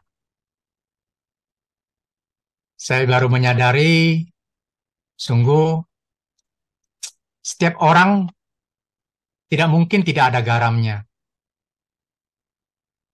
Cuma masalahnya di mana garam itu bisa dirasakan gitu ya. Mari Bapak Ibu sekalian, mungkin ada pertanyaan atau ada hal yang mau di-sharingkan berkaitan dengan tema kita malam hari ini. Ya, misteri garam. Silakan. Pak Arda nanya dikit dong. Tadi boleh. Pak Arda bilang kalau dari Markus itu dalam perjalanan ke Yerusalem. Kalau Lukas di atas bukit sebagai suatu yang penting, momen penting. Kalau Matius mungkin saya tadi terlewatkan atau kayaknya belum. Pengen tahu ya Pak Paulus ya? Pengen, makanya nanya. Matius itu paling awal. Jadi dia bicara mengenai sama seperti mengenai kerajaan Allah. Jadi hakikat yang paling injili ya. Jadi khotbah injili. Nah, ini yang paling penting. Jadi Markus itu kan dalam perjalanan, ya kan. Kalau Lukas khotbah di bukit. Nah, kalau dalam konteksnya Matius bicara mengenai kerajaan Allah, ya kan. Ya, kerajaan Allah bab 5 itu bicaranya mengenai khotbah injili, khotbah lah katanya gitu ya. Nah, inilah yang menarik ya. Kalau bab 5 itu khotbah di bukit ya setara dengan seperti Lukas sebenarnya sih kalau Matius. Cuman dia membawanya menjadi konteks kerajaan Allah gitu. Ketika garam itu terpenuhi ya kan, maka kerajaan Allah juga tersiarkan sebenarnya. Nah, itu kan konteksnya Matius lebih luas. Ya, makanya Injil kerajaan Allah itu lebih kuat di dalam Matius. Ya, cuman hari ini kan saya nggak masuk ke dalam pelajaran satu persatu ya. Saya sendiri kalau dulu sempat yang lebar, nah ya dengan mengolah satu-satu ya. Bahkan kadang-kadang juga menariknya itu ketika kita memplot satu persatu jalur ini seperti apa, seperti sandwich. Pokoknya yang di mana masing-masing di dalam Injil itu. Ya, cuman kan kesempatan ini kan kita terbatas ya ruang dan waktunya. Jadi saya tidak bisa terlalu masuk ke dalam, nanti jadi bosen. Saya hanya nggak ngutip satu aja, ya yang terkait dengan garam, cara membacanya dari segi paralel sinopsisnya. Dan juga melihat ruang-ruang masing-masing bagaimana terintegrasi dari awal sampai akhir. Ini kan bisa digunakan juga caranya bagaimana orang membuat suatu permenungan, atau tema-tema pokok untuk refleksi, atau triduum, atau juga untuk memahami hakikat dasar sampai ke visi misi tujuan. Nah, ini sebenarnya yang landasan saya ketika Bu Rosita dan Pak Irwan, Pak Arda beri pengajaran, tapi jangan ruwet-ruwet ya. Nah, ketika ngomong tidak ruwet-ruwet itu saya mikir apa yang bisa saya bagikan. Kan bahasa ruwet itu bisa relatif. Apakah saya masuk terlalu banyak linguistiknya, apakah masuk terlalu banyak pengetahuan dasar kitab sucinya, atau kebudayaannya. Ya, tapi nggak apa-apa. Saya cobanya dari cara membacanya dulu lah. Ya, hari ini saya memberinya bagaimana membaca dari satu tema paralel. Tapi sebelum bisa kita mengutip paralel itu, kan kita harus membaca dalamnya juga, ya nggak apa-apa itu. Menarik sih Pak Arda. Kalau saya sendiri belum sempat melihat dari yang Pak Arda lihat bahwa Markus itu menjadikan suatu perjalanan, garam itu dari suatu perjalanan, sedangkan Lukas dalam suatu khotbah yang penting. Sementara Matius tadi dikatakan kerajaan Allah ya, Pak Arda ya. Ya. Terima kasih masukannya, memperkaya sisi lain pandangan saya. Ya, Pak Paulus. Ya, baik. Terima kasih, Pak Paulus. Mari, teman-teman sekalian, Bu Bapak. Bagaimana Pak Pius? Siap, Pak Santoso. Boleh bertanya? Ya. Ya, malam Pak Arda. Terima kasih. Bagus sekali Pak Arda. Saya terkesan penjelasannya mengenai garam sebagai alat barter zaman dulu sehingga disebut salary. Kemudian yang menarik itu garam sebagai pengawet, ada sawi asin itu loh. Kalau dicampur dengan iga sapi atau babi itu kan enak sekali Pak. Itu yang saya tertarik. Yang pertanyaan saya begini Pak, mungkin agak nakal atau paradoks, bahwa kalau kita garam itu kan asin. Jadi hakikat, jadi kembali kepada hakikat garamnya itu. Nah, kalau saya mempunyai sudah mempunyai garam, kemudian Pak Paulus itu juga sudah mempunyai garam, maka kalau saya berbaik selalu dengan Pak Paulus, maka kan asinnya itu bertambah begitu dan akan menjadi tidak sehat. Ini pemikiran paradoks atau nakal begitu, Pak Arda. Mohon maaf, tapi itu yang mau saya tanyakan. Kemudian yang kedua, itu hakikat dari sinoptik itu kan sebenarnya ada 3 Injil itu, apa yang tadi sudah Pak Arda sampaikan itu mengenai Matius, Lukas, dan apa namanya Markus. Nah, yang kok berbeda itu antara ketiga itu hanya Matius saja yang menambahkan mengenai perang dunia. Kira-kira apa latar belakang yang membedakan antara Markus dan Lukas kemudian diperhadapkan dengan Matius, dan di situ Matius ada menyampaikan mengenai terang dunia. Saya kira sementara itu Pak Arda, terima kasih. Iya, itu bisa 1 semester nih Pak Pius kalau jelaskan mengenai sampai Matius tidak ada kata dunia. Memang yang menarik justru di situ ya, ketika kita mengatakan kan kita harus melihat konteksnya masing-masing Pak Pius. Ya, saya jawab dulu yang kedua ya, karena ini kan konteksnya kita harus memahami Markus itu kan konteks kemuritan ya, yang lebih dasar ya, teologi kemuritan. Jadi kalau Markus memberi suatu pendalaman di dalam Injilnya, sebenarnya mengajak orang yang sadar mengenai kemuritan Yesus itu seperti apa, ya kan? Dia mengajak masing-masing murid tahu dasar-dasarnya. Ya. Yang pokok untuk menjadi murid yang setia kepada Yesus, dan lalu ya nanti kan diakhiri dengan pola kebangkitan, ya kan? Dan juga perjalanan kebangkitan ya setelah itu. Singkat kalau Markus itu, dia tidak banyak embel-embel. Hakikatnya jadi murid seperti ini, bla bla bla bla gitu. Makanya banyak hal-hal pokok itu tertanam justru di sekitar bab 8 dan bab 9. Justru diakhiri di bab 9 13 ini. Dalam perjalanan, argumentasi yang paling pokok di dalam Markus itu adalah garam yang adalah baik. Manusia, dan kembali lagi murid Yesus harus menjadi garam yang ingat awalnya seperti apa. Sebenarnya kalau orang Yahudi, Bapak Ibu, Pak Pius terutama, kan kita diajari, sebenarnya mereka tuh diajari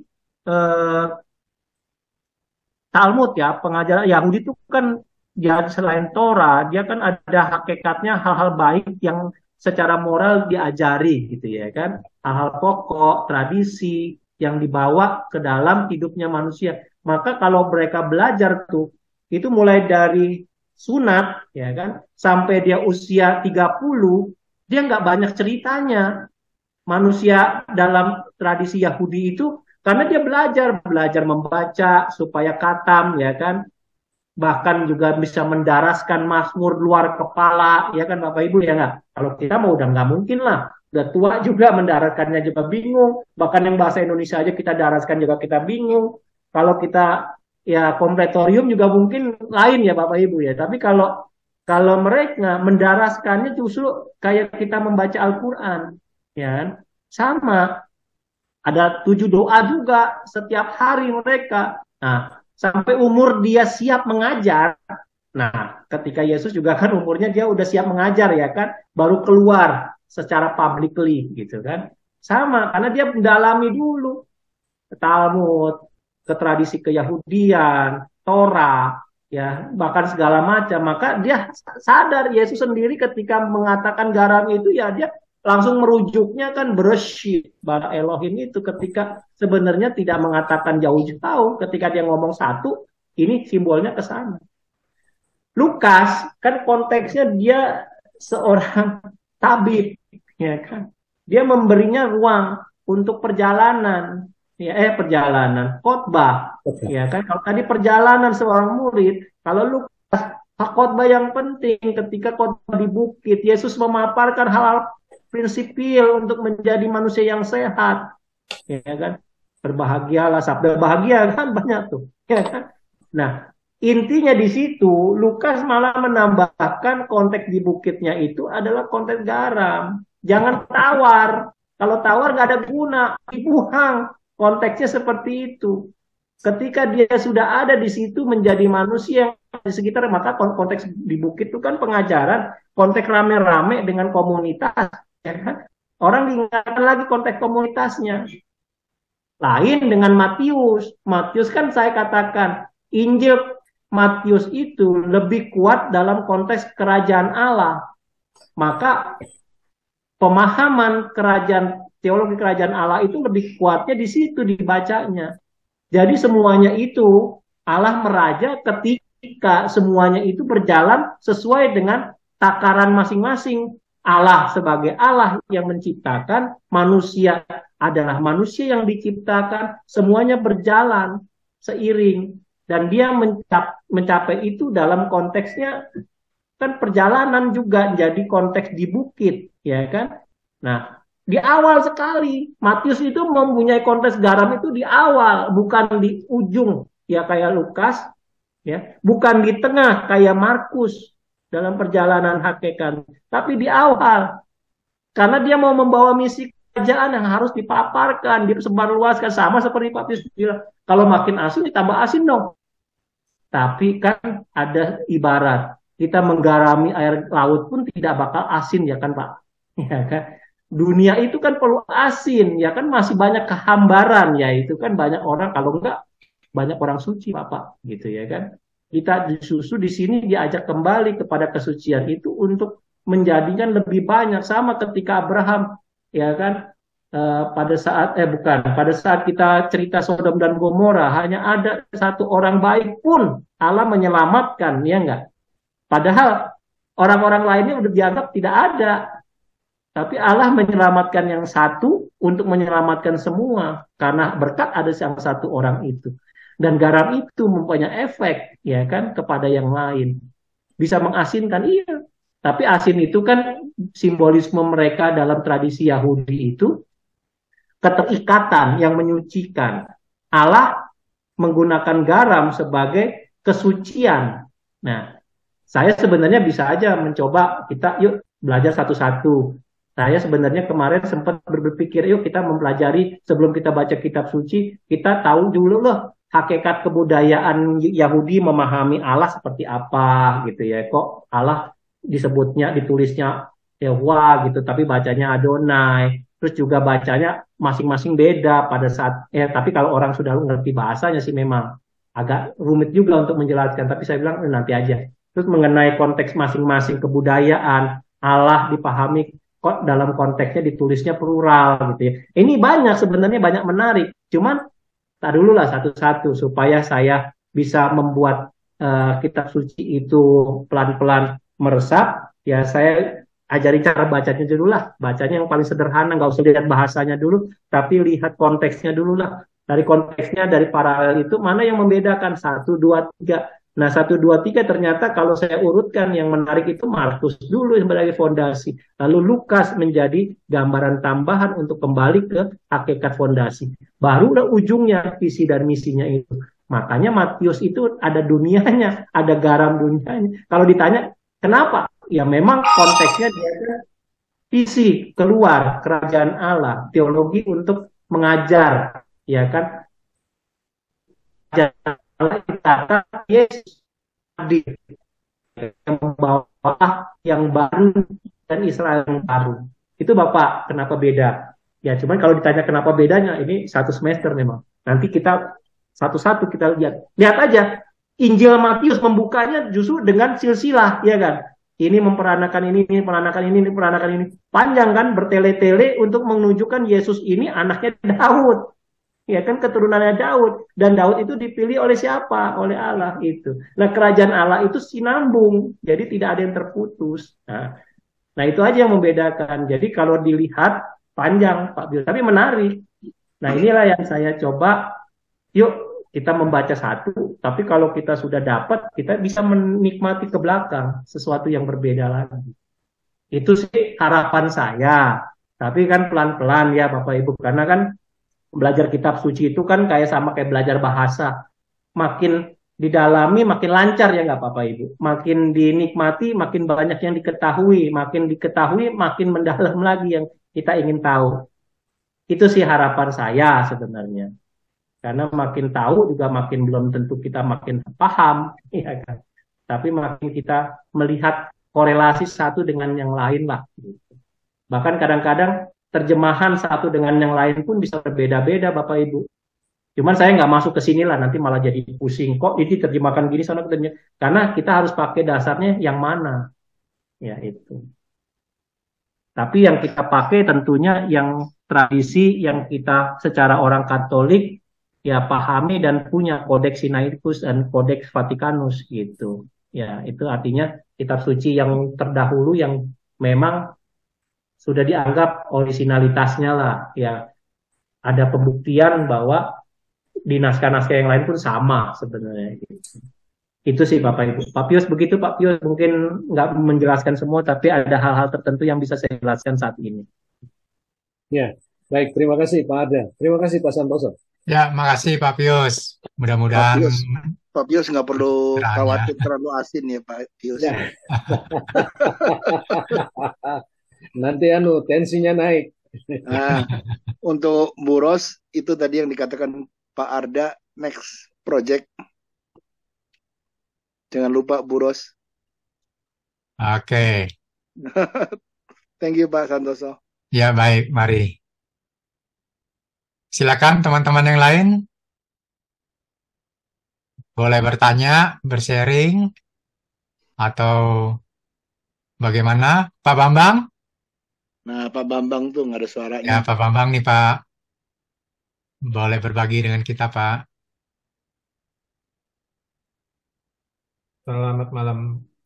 Ya, makasih, Pak. Saya harus terus terang, saya masuknya terlambat.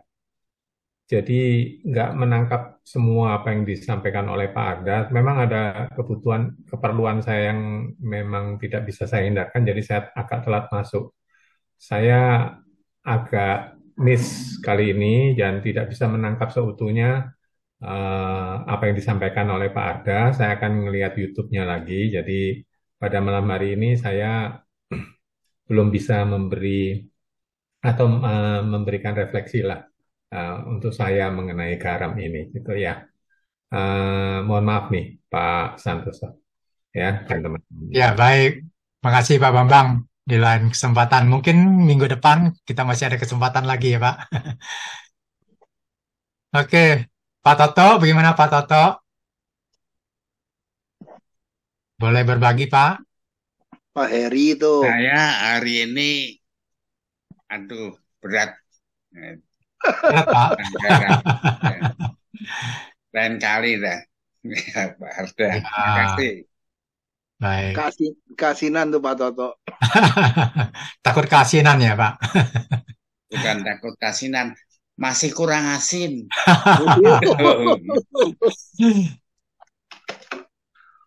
Minta Oke. garamnya dari Pak Paulus sama Pak Santoso. Ya. Jadi sayur asin ntar. Pak Heri itu Pak San. Silakan ya Pak Heri, bagaimana Pak Heri? Atau Mas Adi ini mungkin biasanya ada tanggapan nih Mas Adi.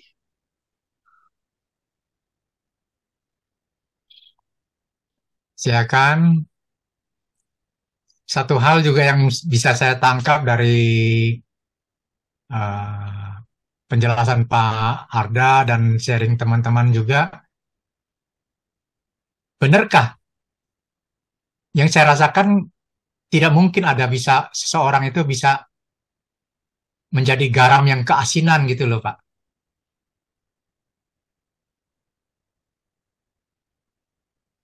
Bagaimana ya Pak? Mungkinkah seseorang bisa menjadi garam yang keasinan? Jadi Atau kayak laut mati dong. tetap garam itu asinnya ya segitu-segitu juga gitu. Mau ditambah atau diapakan gitu.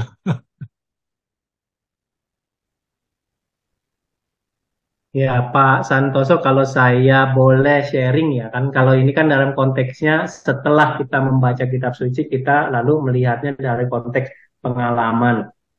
Kalau asinnya seseorang itu kan tertakar ya kan, tapi kan di dalam kitab suci itu ada yang menarik, ya kan? garam itu juga sifatnya bisa merusak, ya kan, kalau memang over, ya enggak. Sama sebenarnya dalam kebudayaan kita juga hal-hal yang kelihatannya baik, kelihatan. Ya Bapak Ibu hati-hati kalau saya kadang-kadang membahasakan itu mungkin bukannya dalam konteks yang terlalu plain ya itu istilahnya hal yang baik pun kalau keterlaluan gitu ya kan tidak dilihat dalam konteksnya kan orang bisa membacanya berbeda ya Bapak Ibu. Jadi semacam entah satu hal menjadi ekstrim ya kan atau fanatisme yang tidak melihat konteksnya secara benar. Makanya di sini terlalu cepat ya kita nggak boleh langsung mengatakan manusia itu pasti baik ya lalu kalau baik ya pasti bisa membaikkan orang dan value-nya enggak sesederhana itu. Ini saya juga mengajak Bapak Ibu juga untuk mendalami satu-satu ya.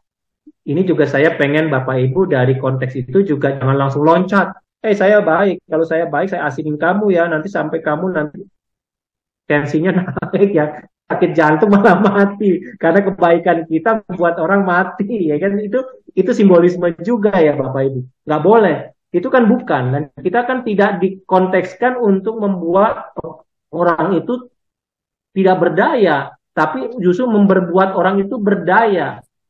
Berdaya itu kan bukannya mengkonteks menjadi terlalu asin pada satu hal ya. Tapi saya dengan Pak Pius dengan yang lain kan timbal baliknya nggak serta-merta saya harus dengan Pak Pius berdua, ya enggak? Itu kan sudah di keluarga dengan istri, anak-anak, dengan suami dengan bapaknya dengan ibunya dengan anaknya kan muter, nggak harus dualisme ya satu dengan satu. Saya berbagi, saya juga harus menerima yang sama. Jadi konteks mengasinkan itu sendiri harus dibacanya dengan konteks pada dasarnya manusia itu punya sifat keilahian. Keilahian itu gambar kebaikan. Kalau kabar kebaikan, ya biasanya pas. Kalau kita juga tepat pada waktunya, mengalir kepada orang lain tanpa perlu juga memaksakan diri lah kasarnya ya kan Bapak Ibu. Kalau orang saleh kan dia kan memberi kesaksian bukan dengan ya kayak orang ngajarin lah ya gitu ya kan seperti ngegetok-getok gitu kan enggak kan tapi dengan tindakan dan perilaku dengan sifat dan hakikatnya dia ya kan Bapak Ibu. Dan itu kan pada dasarnya setakar yaitu pas gitu ya. Lihat jarang orang kita melihat bukan jarang ya memang tidak mungkin lagi kita melihat orang saleh menyelamatkan orang lain lalu membuat orang lain itu sendiri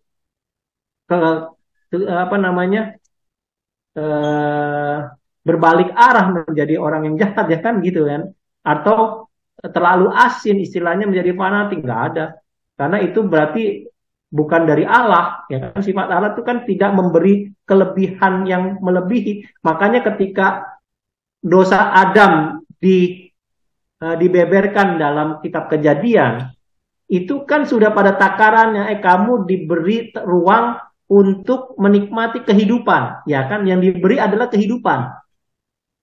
Ya. Masuk ke dalam Taman Firdaus yang diberi gambaran adalah kamu diberi kehidupan, itu yang harus disyukuri. Jadi ruang kita bertemu dengan orang lain, kebaikan kita itu adalah yang untuk saling menghidupkan. Bukan untuk mencari pengetahuan yang baik dan buruk. Ya enggak? Nah inilah yang menarik. Kalau saya kan, karena kita membacanya seringkali satu persatu, mungkin orang kurang melihat korelasinya. Kalau kita karena sudah membaca kitab suci pelan-pelan, nah nanti kita akan lihat korelasinya. Kok manusia itu dosa asalnya justru pada saat manusia makan buah di Taman Firdaus yang disebut pohon pengetahuan yang baik dan buruk. Nah itu kan sifat manusia itu mau melebihi. Pengetahuannya itu bukan pengetahuan untuk kehidupan, tapi untuk mengatakan iya yang baik dan yang buruk. Dia bukan menjudgment. Tugas manusia bukan menjudgment, memberi hidup.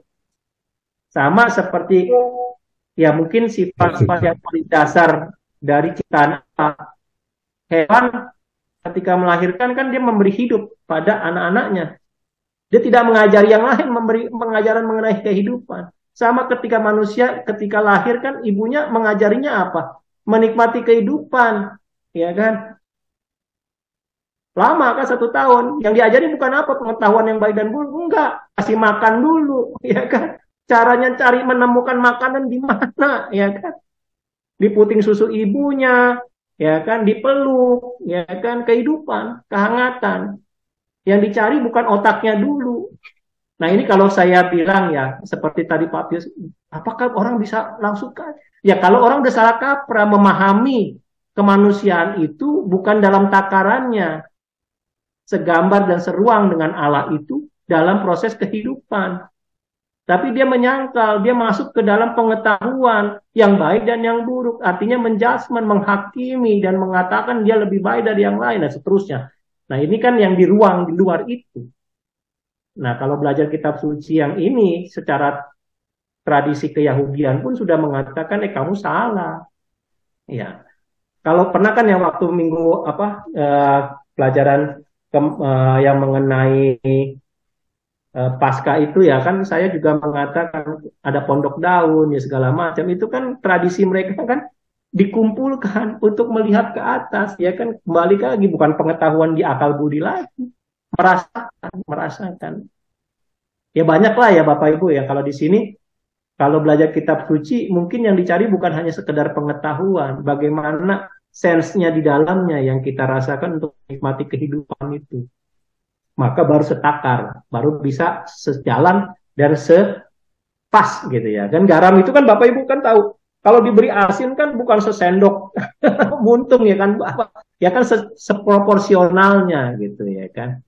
Dikit aja sudah memberi rasa ya kan kalau makan bubur ya sedikit udah kalau makan telur rebus juga kan sedikit aja udah enak nggak usah ya dilebih-lebihkan gitu kan itu juga salah kitanya juga yang memanfaatkan kebaikan orang berarti kita memperalat ya kalau begitu ya kan ya itu sih kurang lebih kalau saya boleh sharing ya karena ini kan konteksnya kan Bapak Ibu juga nanti kan juga saling berbagi kan di komunitas, ya kan menawarkan pelajaran kitab suci juga kepada teman-teman. Mungkin cara membaca juga kita harus melihat kedalaman masing-masing dan tidak langsung jumping juga sih. Ya. Baik. Kemarin baik. ya. Itu. Arda, terima kasih itu karena pertanyaannya Pak Santoso itu. Jawabannya Pak Arda menjawab pertanyaan saya yang pertama tadi. Terima kasih sekali. Lebih jelas, lebih detail. Oke, baik. Terima kasih Pak Arda. Pak Bambang mungkin ada yang mau ditanyakan. Silakan Pak Bambang. Iya nih, malam. Pak Arda mau nanya nih ya. Kalau pemahaman saya, garam di Perjanjian Lama itu kan melambangkan kesetiaan dan kejujuran. Jadi ada perjanjian garam tentang antara Allah dengan umat Israel itu ya yang tentang Lewi itu ya suku Lewi itu yang 11 suku itu harus menolong Lewi itu lalu juga ada perjanjian garam antara Tuhan dengan keturunan Daud itu nah yang saya belum bisa menyambungkan dengan konteks yang Injil sinoptik tadi, Markus 9, Lukas 14, dan Matius 5 ini apa yang kita bisa dapatkan gitu Pak. Jadi Yesus kan menyampaikan tentang garam gitu Pak. Ini konteksnya bagaimana ini ya Pak? Ada.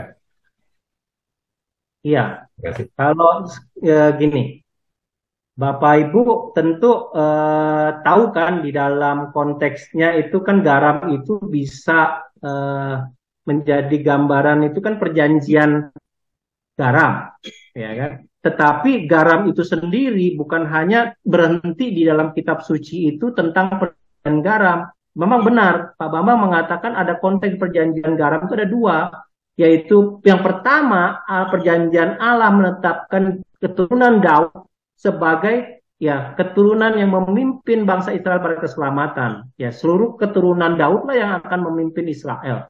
Ya. Baru perjanjian garam itu memisahkan Lewi untuk dirawat oleh suku-suku yang lain, ya kan?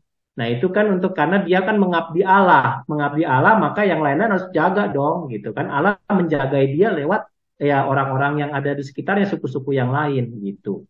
Dengan perjanjian garam itu mengatakan orang lain nggak akan kelaparan karena dia merawat Allah di bait Allah, melayani Allah kepada suku-suku yang lain.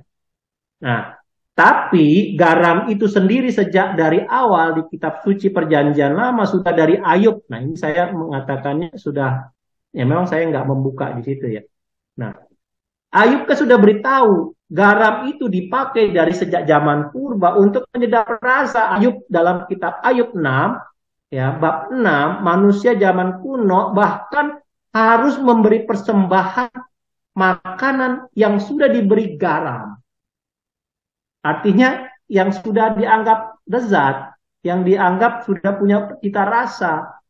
Dan garam itu juga bahkan turut dipersembahkan ke bait Allah. Maka di bait Allah, kalau Bapak Ibu tahu ya konteks historinya, di Yeskiel bab 43 ayat 24 sudah dikatakan turut dipersembahkan ke bait Allah.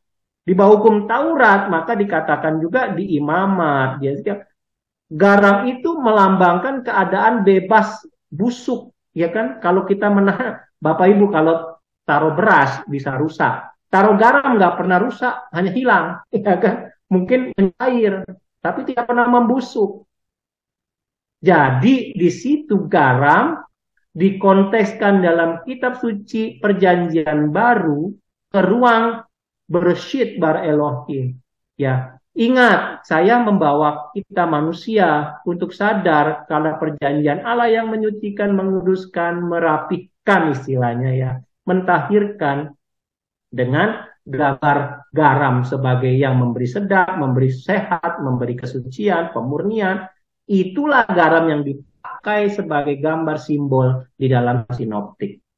Memang masing-masing ada ruangnya sendiri. Kalau Markus mengajar kita untuk hakikatnya, Lukas menambahkan, kalau kita tidak menyadari hakikat, kita bisa dianggap bodoh, lebih baik dibuang. Kamu kan kalau nggak mau kan dibuang, ayo kembali lagi ke hakikat. Kalau Matius mengajar kita, yuk kalau sudah menjadi hakikatnya seperti itu, jadi garam yang bisa memberi daya ke orang lain, ya, mendaya gunakan dirinya untuk menyucikan, menyuburkan, memberi kesehatan, memberi pemurnian, memberi rasa, dan seterusnya, maka kamu jadi garam dunia, garam untuk dunia. Dan kamu juga menjadi terang dunia, terang untuk dunia. Ya kan?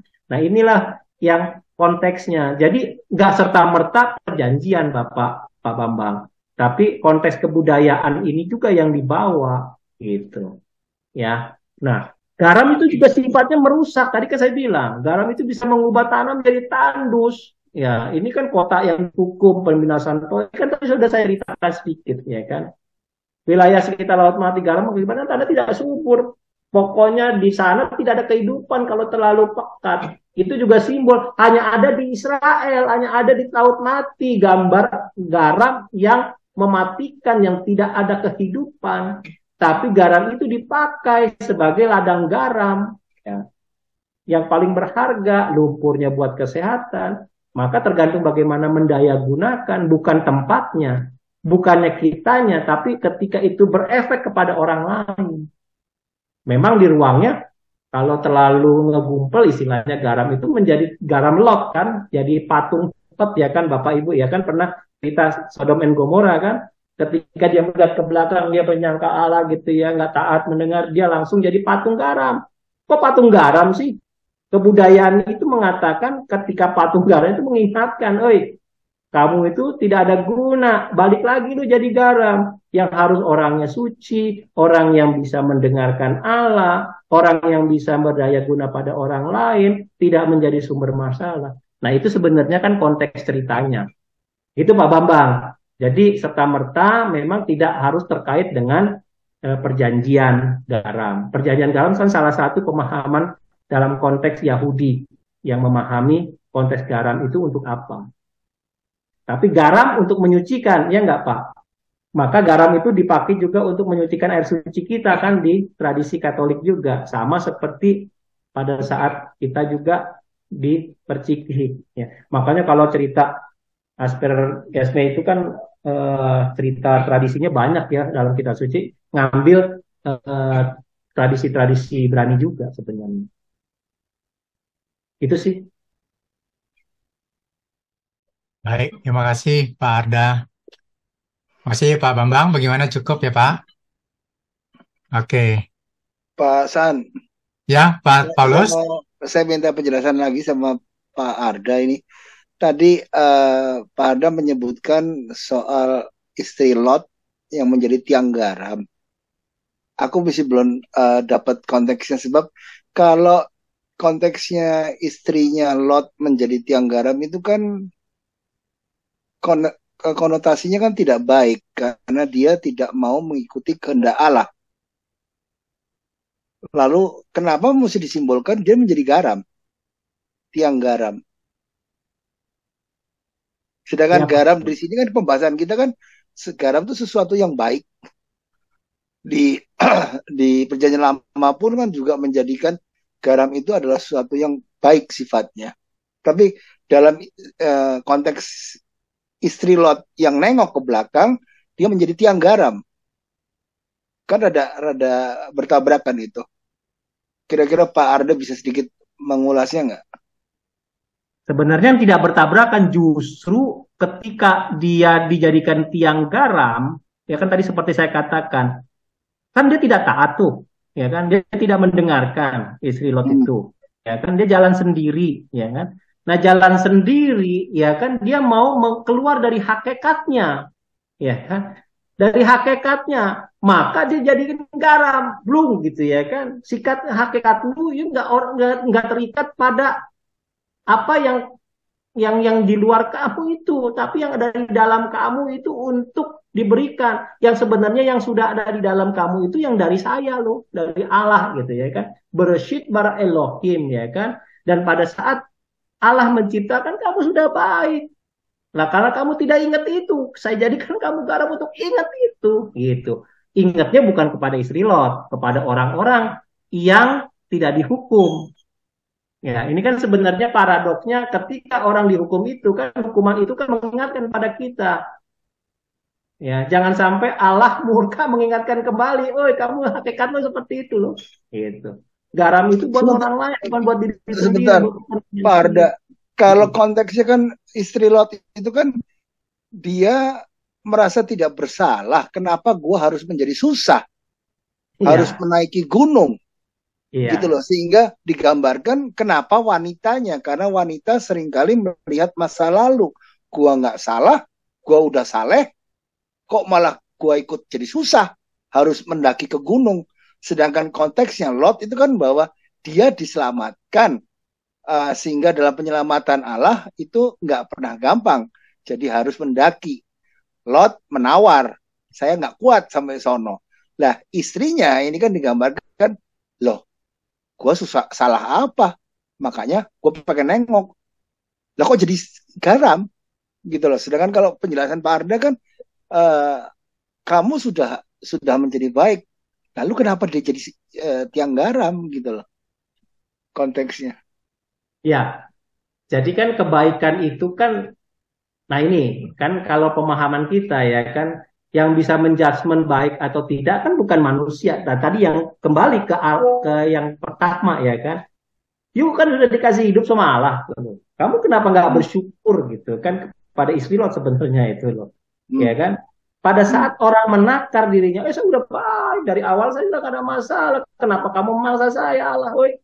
Gitu kan? Berarti kan dia menyombongkan kebaikannya yang dia punya itu seolah-olah Allah harus menerima dan tidak melakukannya sesuai dengan yang Allah mau, tapi yang saya mau. Gitu. Nah, ini kan berarti konteksnya udah keluar dari hakikatnya. Gitu. Itu loh Pak. Jadi memang kelihatannya jumping, sebenarnya tidak jumping kalau kita merujuknya kembali kan. Kalau ini kan sebenarnya ketika kita menjelaskan perjanjian baru kan tidak lepas dari konteks keyahudian dari orang-orang Yahudi, dari Talmudnya, dari tradisi Yahudinya, dari perjalanan orang Israel, dari para bangsa-bangsa, ya kan, tradisi kewahannya juga. Nah ini mengingatkannya sebenarnya saling sambung menyambung. Justru jangan mendengarkan seolah-olah semuanya benar dari dirinya sendiri, gitu. Kebenaran itu kan orang lain yang merasakan ya Bapak, ya gitu kan. Kebaikan yang Bapak berikan itu kan orang lain yang bisa menilai gitu kan, bukan diri saya. Itu konteksnya, makanya di dalam sikap hidup Adam dan Hawa awalnya itu harmonis karena orang hanya hidup, memberi hidup, saling menyopang gitu kan, bukan mengukur gitu. Ketika udah mengukur, nah ini bahaya. Yang saya punya pasti lebih dari kamu, nggak akan berhenti. Nah, itulah kesombongan. Pula istrinya Lot ya. Iya. Nah, ini kan kalau sudah masuk ke dalam itu galiannya panjang memang. Ya, cuman kita kan nggak bisa dilukiskan terlalu panjang. Kita yang mengkomentari yang baru bisa menjabarkan satu-satu. Gitu, Pak Paulus. Terima kasih, Pak Arda. Ya, Pak Paulus. Oke, makasih Pak Arda, Pak Paulus, Pak Pius, Pak Bambang, dan teman-teman sekalian semuanya yang sudah menyampaikan sharing dan pertanyaan-pertanyaannya yang semuanya menjadi pemahaman untuk kita semua yang mendengarkannya pada malam hari ini. Saat ini sudah pukul 9:05. Semuanya ada keterbatasan waktu juga. Kita akan akhiri pertemuan kita malam hari ini. Semoga dalam pertemuan malam hari ini semakin membuka wawasan kita bagaimana kita memahami dan mengerti makna dari Injil yang kita baca. Mari kita akan tutup pertemuan kita. Doa penutup akan dibantu oleh saudari kita, Ibu Lydia. Ulang tahun, Ibu Lydia. Selamat malam. Kita tutup pertemuan ini dengan doa. Dalam nama Bapa dan Putra dan Roh Kudus. Amin. Bapa yang Maha Baik, puji syukur dan terima kasih untuk penyertaan-Mu bagi kami dari pagi hingga malam hari ini. Puji syukur dan terima kasih juga untuk umur dan kebahagiaan yang Kau berikan kepada Ibu Eti serta pelayanan beliau. Tuntunlah beliau dengan segala kesehatan yang baik dan yang terbaik dalam hidupnya, serta dapat menjadi pelayan yang setia demi kemuliaan nama-Mu. Dan bimbinglah juga melalui bimbingan-Mu melalui Pak Ardas di malam hari ini, kami bisa lebih mengenal-Mu melalui Putra-Mu, Tuhan kami Yesus Kristus. Ya Bapa, berkatilah dan lindungilah kami, istirahat kami di malam hari ini, sehingga besok pagi kami dapat kembali memuji-Mu dalam doa dan melalui aktivitas kami besok pagi yang sesuai dengan kehendak-Mu. Doa ini kami panjatkan melalui perantaraan Putra-Mu, Tuhan kami Yesus Kristus. Kemuliaan kepada Bapa dan Putra dan Roh Kudus, seperti pada permulaan, sekarang, selalu, dan sepanjang segala abad. Amin. Dalam nama Bapa dan Putra dan Roh Kudus. Amin. Terima kasih. Terima kasih Pak Arda. Terima kasih Pak Arda. Terima kasih Pak Arda. Terima kasih Lydia.